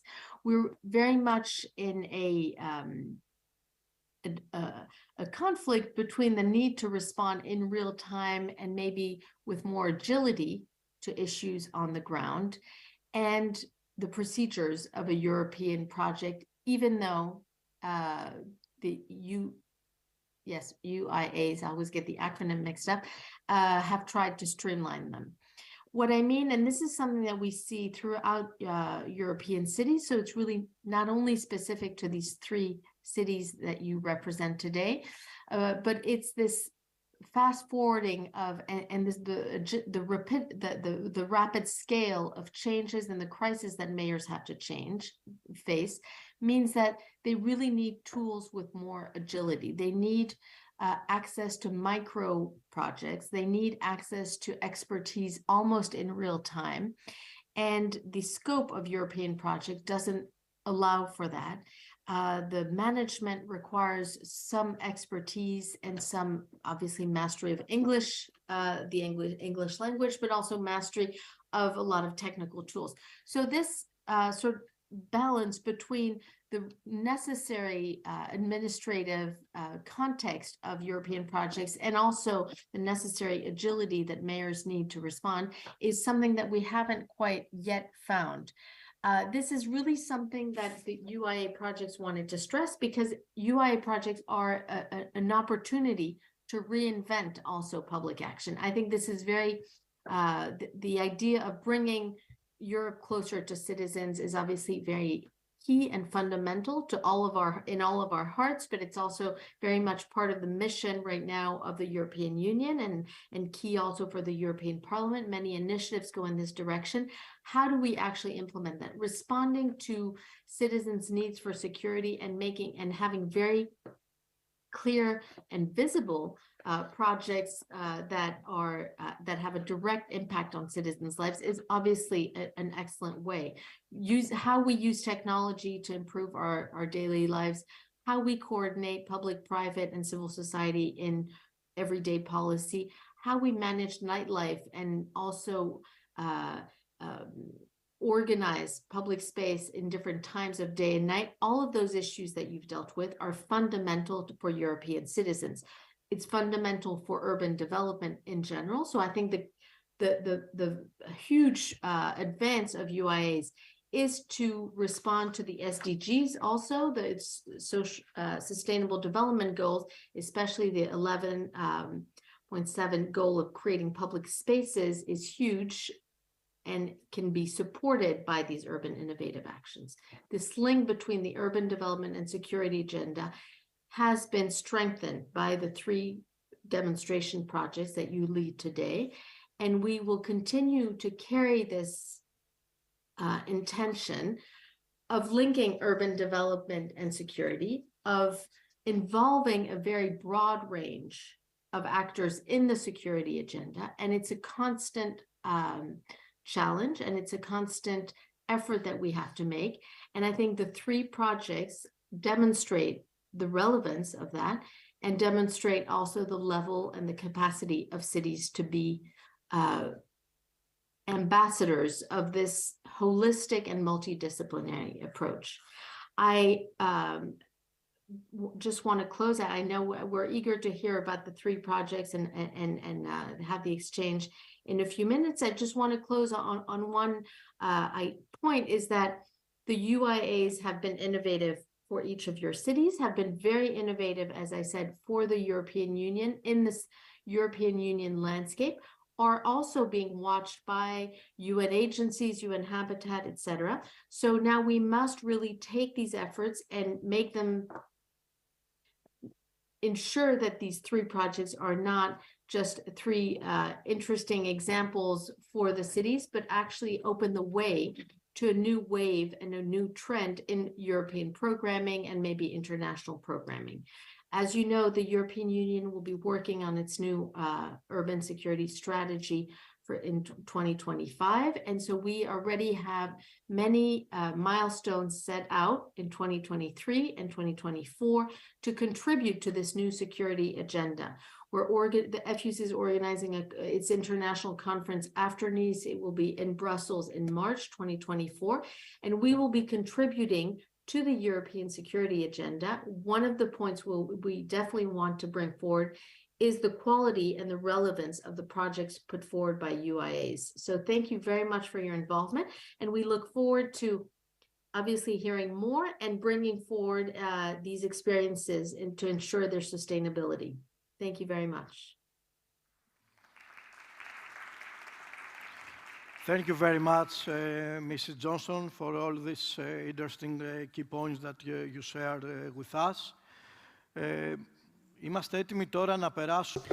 Now I think that we are ready to move on to our last panel discussion entitled Scaling Up of Safe Cities, Partners in Progress and Innovation. This panel will be moderated by Dr. Edna Pezar Ramirez. She's an expert on safe public spaces. She has already taken her seat in the panel. Edna, you can continue with the panel. Thank you very much, Vlasis. Now, this panel is going to take the form of a conversation among colleagues to discuss the different perspectives we can bring to the table as representatives of projects and of institutions that are related to these projects. So we have, first and foremost, Iliana Scali, representing the European Forum for Urban Security, and a partner of the BeSecure-FeelSecure project. Next, we have the SURE project represented by Mina Sapinska-Alto and Alisa Yashari. Next, we have from the Tonight project in Turin, Mr. Simone D'Antonio, and Konstantina Caridi, representing the RCC and MCR 2030 from the United Nations Disaster Risk Reduction. Ms. Anastasia Serva from Europe Direct Piraeus, and I believe we had a guest virtually. Well, let's start with our discussion. First, I would like to hear from the projects today that we have related to security. Today we have discussed constantly we have heard constantly from our guests here, I think, two words that it will be very nice to hear them defined by these security projects. One is the concept of security, the other is the concept of participation. So let's start with Iliana. How does the BSFS define security and participation? Thank you very much, Anna, and I have to say I'm very pleased to represent on stage the BSFS project in the name of EFES. In this project, and I think this has been said pretty greatly by the previous speakers, is really that it was thought of as a bottom-up approach, saying that what actually counts in the project is the co-production of security. It's not coming from the top saying security is this is what we would like to implement, and then just implement it, not taking into account the different context and the specificities of this context. So this is actually pretty linked to the other concept that you just mentioned, which is participation, because the very definition of security within BSFS, and this goes more and more in other projects because this has become quite crucial, is participation.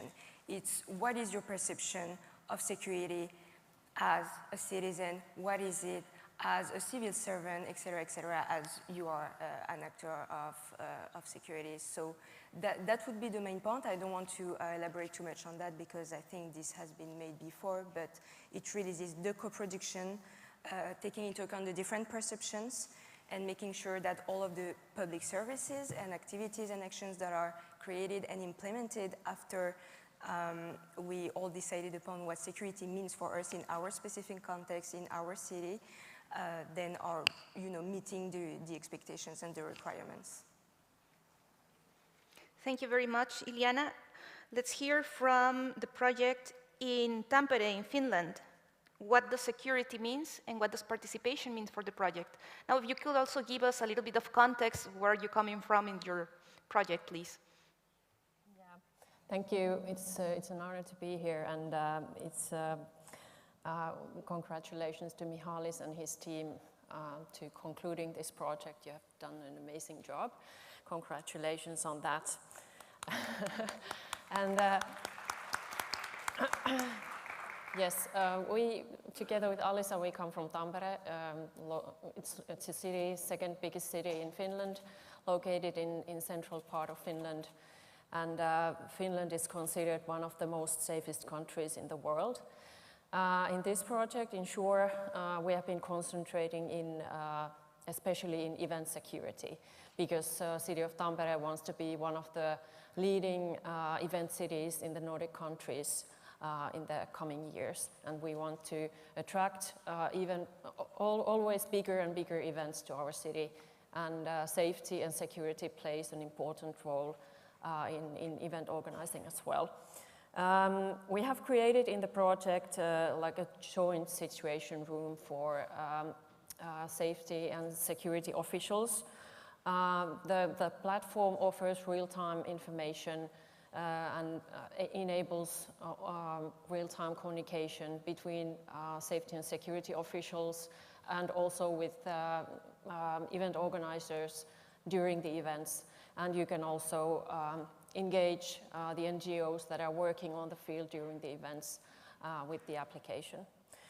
So that is what we have been doing, and our approach to safety and security has been threefold. We think that there needs to be like a constant safety, like everyday safety for all the citizens. Then there's dynamic safety, when something special is happening around the city, for example, events. And then some exceptional safety and security incidents, for example, bomb threat or some other accidents that may happen. And usually those warn on themselves beforehand. So that has been our approach. Alisa, maybe you can contribute also to this. Definitely.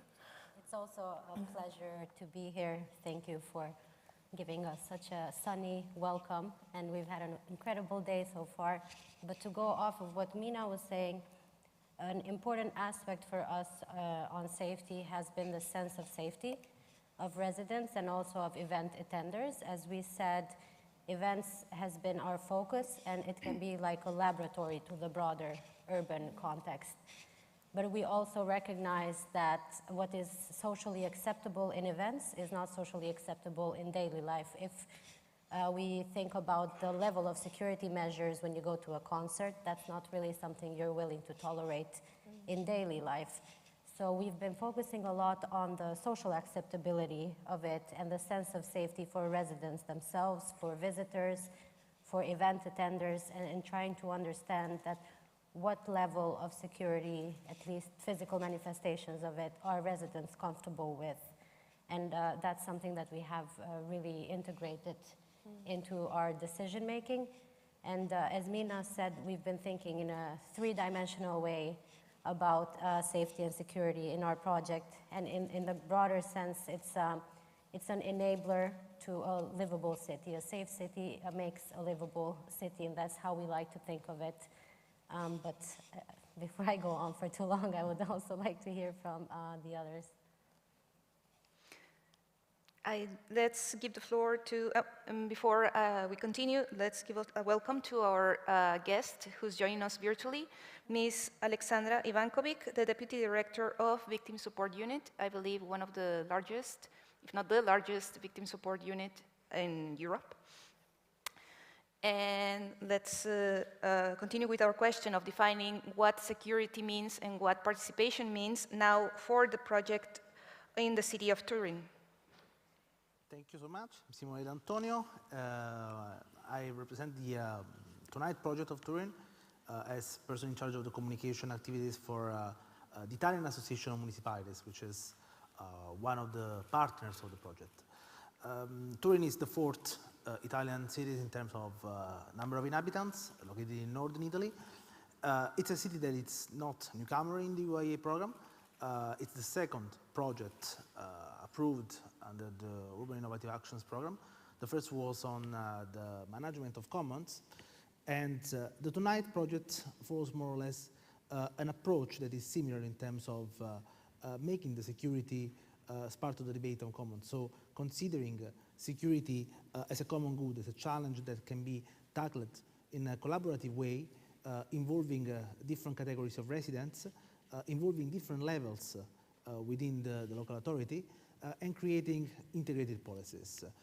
The objective of the project was to make two neighborhoods of Turin safer, two neighborhoods along the Dora River. One neighborhood is called Aurora and is a neighborhood characterized by strong social problems. Another neighborhood is called Vanquilla and is a neighborhood characterized by the presence of the university. So it's two neighborhoods which are really close to each other, but with very different problems. The idea, the core of the project was to make the participation of residents fundamental for making the city safer, for creating a model that can be replicated in other areas of the city, but also in other cities in Italy and in Europe. Very interesting element, if you ask me what we mean about security, is the fact that the city acted on things that are really tangible and concrete, and the creation of new services for people at nighttime. The objective was to tackle security in a time of the day, during the nighttime, where people feel that are not safe as during the day, and at the same time also giving new opportunities for the creation of economic development in that area. Considered also that the project was carried out during the COVID period, where the night was the first victim of lockdowns and so many activities that were not carried out as usual. So the project tested also different ways to mean the nighttime as a way, also as an engine for sustainable growth in the city. Wonderful, thank you very much. Now, as you can see, we have a very international panel for 3 projects: Greece, Finland, Italy. So you can guess that international collaboration played an important role. And this question goes for Konstantina, Anastasia, and Alexandra, related to, well, you represent international organizations. How do you see the role of international collaboration? What are the outcomes of international collaboration when it comes to security in cities? Maybe I can go ahead. Yes, please. Καλησπέρα σε όλους. Hello everyone, I'm Konstantina Karidhi. As you wish. Do you have translation? Όπως θέλετε. Do we have translation? Okay. Do you get? Okay, okay. Θα μιλήσω λίγο στα ελληνικά. I will speak.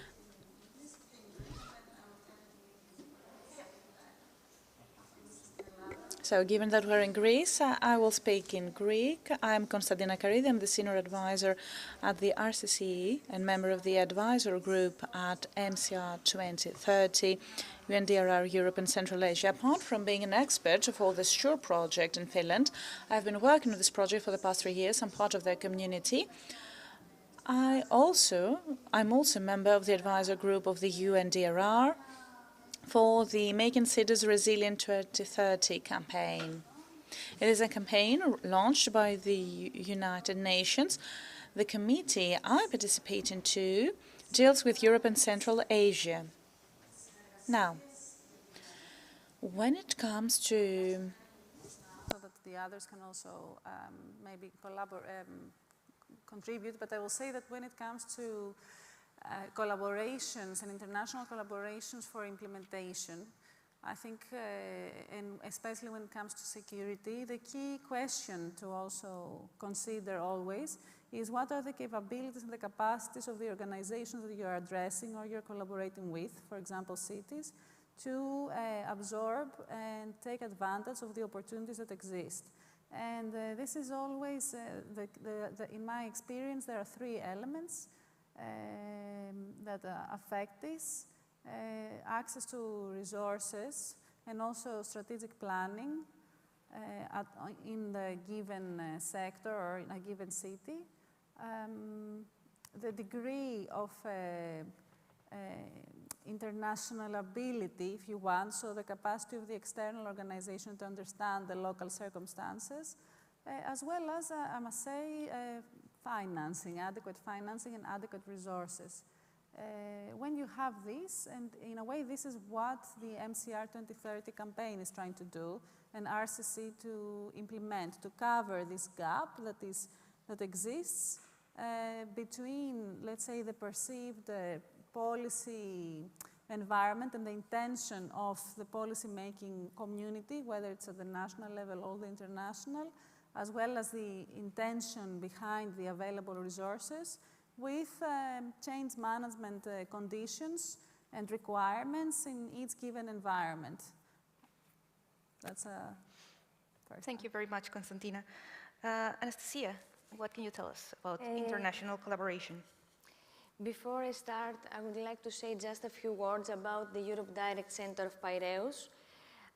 Europe Direct Center of Piraeus is one of the 424 Europe Direct Centers across the EU, and the aim is to bring the European Union, its values and its policies to every corner of EU.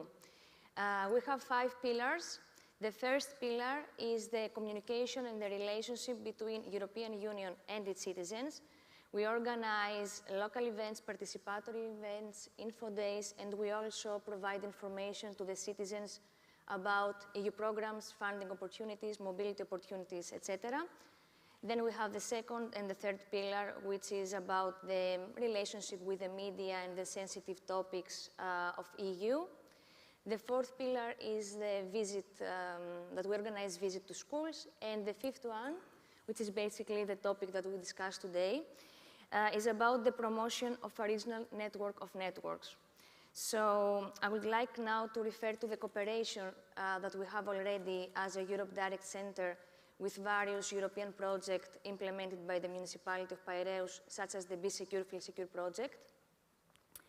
And in that point, I would like also to underline that what we get from this cooperation, from this collaboration, is that both Europe Direct Center and European programs or European projects, we share the same vision and the same value as our success based on promoting and reinforcing the European priorities, which is basically the participatory process, to try to put the citizen at the center and actively involve them in the decision-making process. So this is what I think that we get from this collaboration through the last 2 years that we work in the municipality of Piraeus. Wonderful. And going off from that part of putting the citizen at the center and international collaboration, what can you tell us about these issues of, well, about the outcomes of international collaboration from the end of the Victim Support Europe? Alexandra. Unmute myself. Thank you very much for this opportunity, and I'm really, really sorry that I couldn't be there with you in person, but it was just logistically very difficult to join you. Just briefly, Victim Support Europe is the European network of victim support associations, and we have in our membership non-governmental organizations, governmental organizations, some cities, some ministries, etc. And we've been working for the past 30 years to make rights of victims a reality. So what we see from Victim Support Europe is that when security fails, then you need victim support. So when prevention and security do not deliver, then that's when you have victims of crimes. And then that's when you need to have, really, to begin with, you have to have something that we like calling national framework of victim support. And I'll be happy to send some resources and some links. We've just published a paper on that topic last November. But then, in addition to that national framework, understanding, especially in the reality of the European Union, that is a free movement, free market. So people are moving freely, and you have an increasing number of cross-border victims. So you have to have this collaborative element to make sure that every victim gets the support that they need and have their rights practicable in reality. So what we do in Victim Support Europe, and everyone in the audience is welcome to explore our website, and we're also open to collaboration.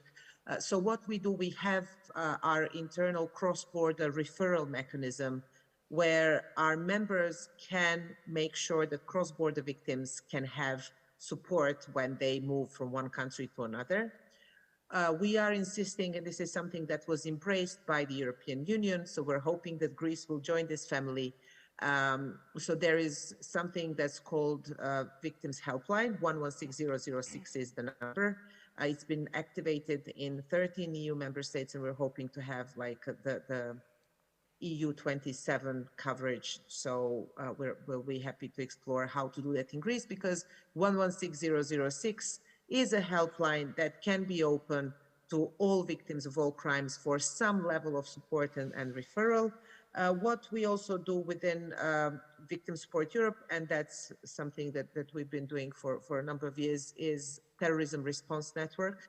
That means that whenever there's a terrorist attack anywhere in the EU or outside of the EU, but impacts EU nationals, we have resources that we can deploy to support the first responders and the national authorities and victim support organizations to help them deliver a better response for victims of terrorism. And we've been hearing other speakers intervening on issues of terrorism. In that regard, we have also been coordinating since 2020 for the European Commission. We've been coordinating EU Center of Expertise for Victims of Terrorism, which is, again, another EU level, like across the EU, development of expertise and ability to respond to the needs of victims of terrorism in this case. And then we are also part of something called InVictim, International Network for Victims of Terrorism and Mass Victimization, which is a pooling of resources in how to respond to mass victimization. So actually, in terms of the recent tragedy in Greece, this is something where we could support you in developing preparation, crisis response, and long-term response to the needs of these victims. And then last but not least, just briefly, we have been working, and we are happy to work with anyone who has a role to play in developing capacity. So capacity building for stakeholders in terms of better responding to victims' needs, which includes also development of all kinds of different tools, including looking into development of artificial intelligence tools that can help around a lot of practical and like things that don't really need human involvement, like, you know, a lot of administration can be done through artificial intelligence. But anyway, I will stop here and I'll be happy to discuss, but thank you for the opportunity. Thank you very much, Alexandra. Yes, Konstantina, you wanted to mention something? No, I do. I think that, and I will also say it in Greek because I think it's important, hearing Alexandra's intervention, is that what we see here with this panel and throughout the day is this evident, basically, and very practical presentation of what is the holistic urban development through the security approach. And το λέω και στα ελληνικά, λέω ότι βλέπουμε πλέον με αυτό το πάνελ ειδικά. So the speaker is repeating the comment in Greek. Η εξέλιξη της ανάπτυξης, να βλέπουμε την ανάπτυξη των πόλεων μέσα από το πρίσμα της ασφάλειας με ένα ολοκληρωμένο τρόπο. And this is in recognition of the fact that not one single entity, I see, for example, the police here, which played a really important role in actually all of the three projects, not just here in Athens. The really important, this recognition that one entity cannot do everything, but we deal with really complicated challenges.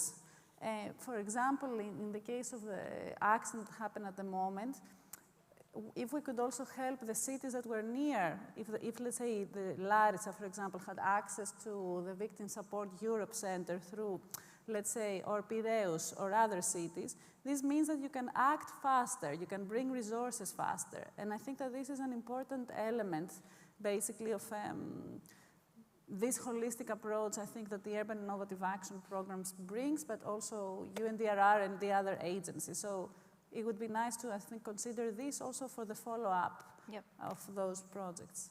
Yeah, thank you actually for this intervention, because this leads us to another point of discussion for the 3 projects, which is, as you mentioned, security needs to be a holistic approach. It cannot be done only, as Mrs. Johnston also said, but it has to go beyond just involving law enforcement bodies. And I think that's a challenge that all the 3 projects faced.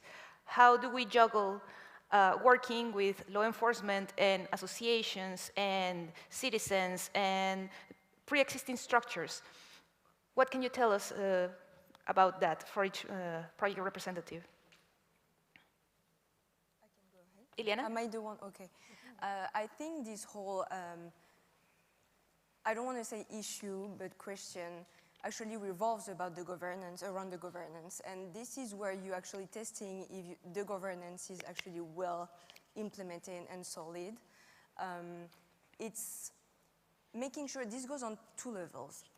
Making sure that the participation that we've been mentioning before on the level of governance and on the level of citizens actually translate into responsibility when it comes to local authorities and local bodies who are actually making the security policies with the other stakeholders and the citizen, is making sure that throughout all the services and actions that are implemented, you are taking into account all the data that you've been gathering. That's what BSFS has been doing. Professor Zarafonitu was earlier talking about the methods that were used and the local safety audit that was put into place, making sure that you are providing with a space for consultation and providing with a space that is actually reachable to everyone. And this also always keeps on turning around the level of participation, making sure that at your level of governance, you are providing with the transparency that is needed to all the stakeholders, including the citizens, and you're providing with the right accessibility as well, making sure that whether you are a youth or an elderly, because you are going to face different issues depending on your age, depending on your gender, depending on all of the factors of your own environment, making sure that everyone has the access to the consultation, to the discussion, to the exchange of view when it comes to creating this security altogether. Thank you very much, Iliana. Sure. Yeah, well, I liked what Elizabeth mentioned about breaking silos. I think we have done the same Ensure project inside the city of Tampere. Safety and security is not a topic that belongs only to one unit in the city. It should be like a horizontal topic covering all the units inside the city and all the way to the citizen level in the end. And I think it's the same thing also with the European Commission. Like you shouldn't think that this is only one DG's topic. It should be viewed in a more holistic way. And I'm very glad that this new strategy is coming up in coming years. And I think collaboration has been something at the very core of Smart Urban Security and Event Resilience, so our project SHORE. As we mentioned earlier, it's a real-time platform that can notify authorities when they need to intervene if something has happened, let's say at an event, and it gives them real-time data. So a lot of different agencies and institutions that don't usually communicate and have their own operations and silos are now sharing this same platform and are having the same information at the same time. So it's an enabler of them to even collaborate better and to be able to intervene if something happens in a very quick way. And we have actually had already a case that we noticed that the intervention time was reduced substantially. So the most typical users would be firefighters, police, could also be victim support, really depending on who is needed there. So the collaboration aspect has been at the core of the design, not just of the technology that SHORE has created along the way, but also of the way that the project was implemented, since we did have several simulation exercises with these authorities, first responders in Tampere, where we simulated against a specific threat, and through the technology that we created, responded to the threat, and then we're able to sit in a table together with all the authorities and discuss what went right, what went wrong, if this was a real case scenario. Do you think this would be applicable? And the mayor of Piraeus earlier said that it's important to have applicable solutions that support the local authorities. So that's also a way of how we see it, that we only enabled for them to collaborate, and they're the ones who are doing the work.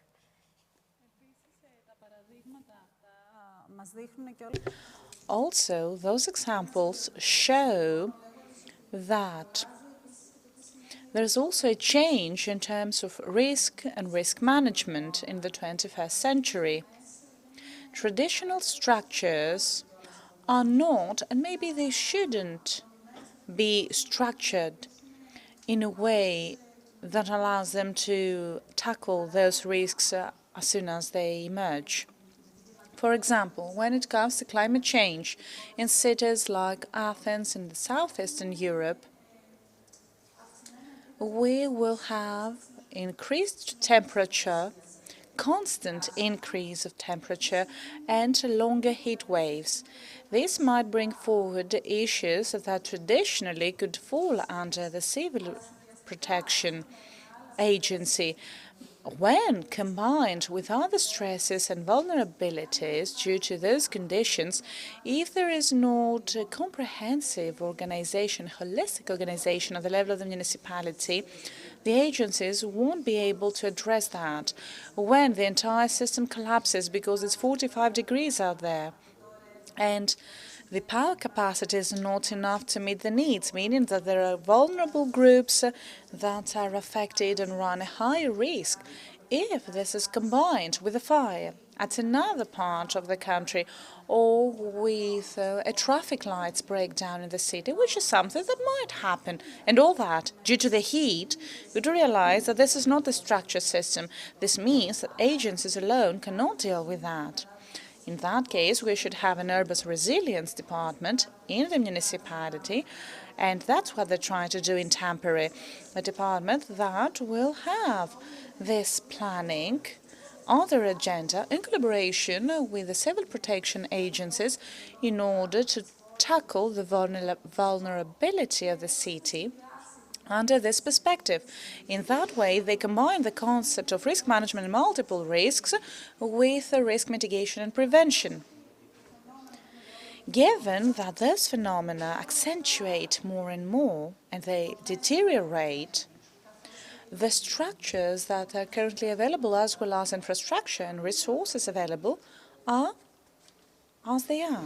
They're not endless.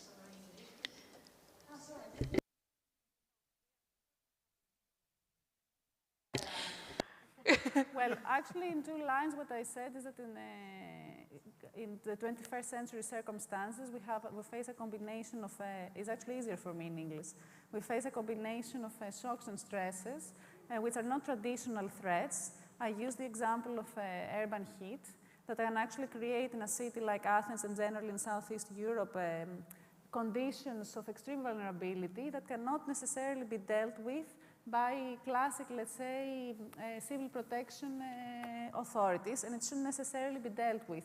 So in recognition that you have this combination, there must be new solutions like, for example, creating resilience department within cities administrations that have the capacity, like they did in SURE, or they're considering to do in SURE, to coordinate in a structured way between resources, to do plans that identify areas of vulnerability in a city, and that they can do this layering of risk analysis and risk management through also the perception of social stressors, which in times of crisis can lead to a better and most efficient actual risk management and risk reductions. Thank you, Konstantina. I apologize for the Greek in terms of the panel. So let's hear from tonight. Yeah, Collaboration with residents was a decisive element of the Tonight project. The active involvement of the people living in these two neighborhoods I mentioned before, targeted by the project, was really important for incorporating their needs in the project, in the different phases of the Tonight project. At the beginning, it was launched an ethnographic research for understanding the perception of safety in the neighborhood. But a very important part of the project was the creation of a series of workshops in the neighborhood in which all the NGOs, innovative actors, some champions of the neighborhoods took part in these workshops, also to define what kind of actions should be done in the framework of the project. Also in terms of regeneration of public spaces, which is one of the key areas of activity of the project, but also for the creation of this call that was launched for financing 19 micro-projects to be carried out in these two neighborhoods of the city for creating new services at night time. And the result of these 19 projects are really great in terms of participation, in terms of active engagement of people who were not involved before in this kind of activities. They started some placemaking activities or some sport activities in green areas. So they showed that involving people in taking care of the city at night time can really make the city safer for all, with all. This is a concept that we stated a lot also at international level last June at the World Urban Forum in Katowice. And it is not only important, coming back to the previous question on international collaboration, for scaling up this model at international level, but I think also at national level, because all these cities that we are listening today are champions in some ways of a different concept of integrated security. And the collaboration also with other cities for the replication of these actions is important also to foster what Konstantina was saying before, so to foster also the creation of integrated governance at urban level. So it's not just a matter of the local police or of the urban security office, but it's something that it's up to the urban planning office, to who manages public spaces, to who manages green areas, or who's in charge of cultural services. We don't forget that the initial input of our project was to focus on night policies, on nighttime economy. So the importance of involving bar owners, restaurant owners, owners of clubs and concert halls, it's fundamental to make the city safer, more vibrant at nighttime, and be more sustainable for all.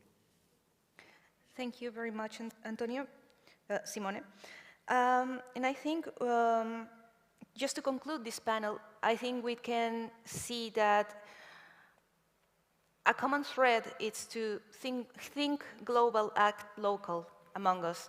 Because in spite of our differences, as you mentioned, the weather, it's a fundamental difference. The weather in Greece is definitely not the same as the weather in Finland. But we have a common goal, which is to make cities safer and more welcoming to citizens. And while there is a global conversation, an international conversation that we have, it is important to be able to contextualize. And as you all mentioned, it is important to put the citizen at the heart of this discussion. Thank you very much for your wonderful contributions to this panel. And I'll give back the floor to Mr. Amanatidis to wrap it up. Congratulations for all that things that you shared with us in this wonderful panel. So, τι πιο όμορφο What would be better than to conclude this wonderful event and conclude this wonderful journey of BeSecure-FeelSecure with the quintessence of the project, which was the participatory approach. A participatory approach that was expressed through various actions and a lot of stakeholders, among others, schools. The most characteristic among the most characteristic actions was the one of revamping the 13th primary school of the municipality of Piraeus using graffiti. So this action had as a goal to create something that will stay and that would be part of the experience of the pupils. And this is why it's worth mentioning that the concept behind this graffiti was decided after it was decided among pupils and was focused on basketball. You can see here that the graffiti has its focus on Giannis Antetokounmpo and the relevant values for the social cohesion and for the opportunities that young people can have nowadays. So, in a means of closing this event, let's watch this wonderful video with beautiful images from the municipality of Piraeus that ends with the graffiti in the 13th primary school of Piraeus.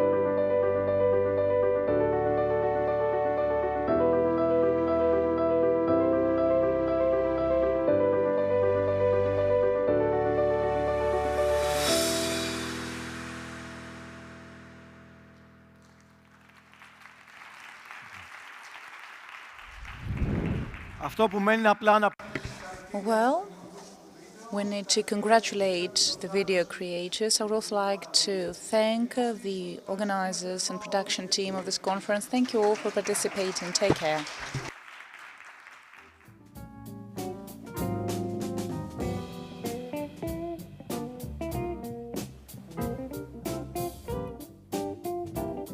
Ακολουθεί φαγητό στο φουαγέ εκεί που έγινε και το διάλειμμα. Σοβαρή παράληψη.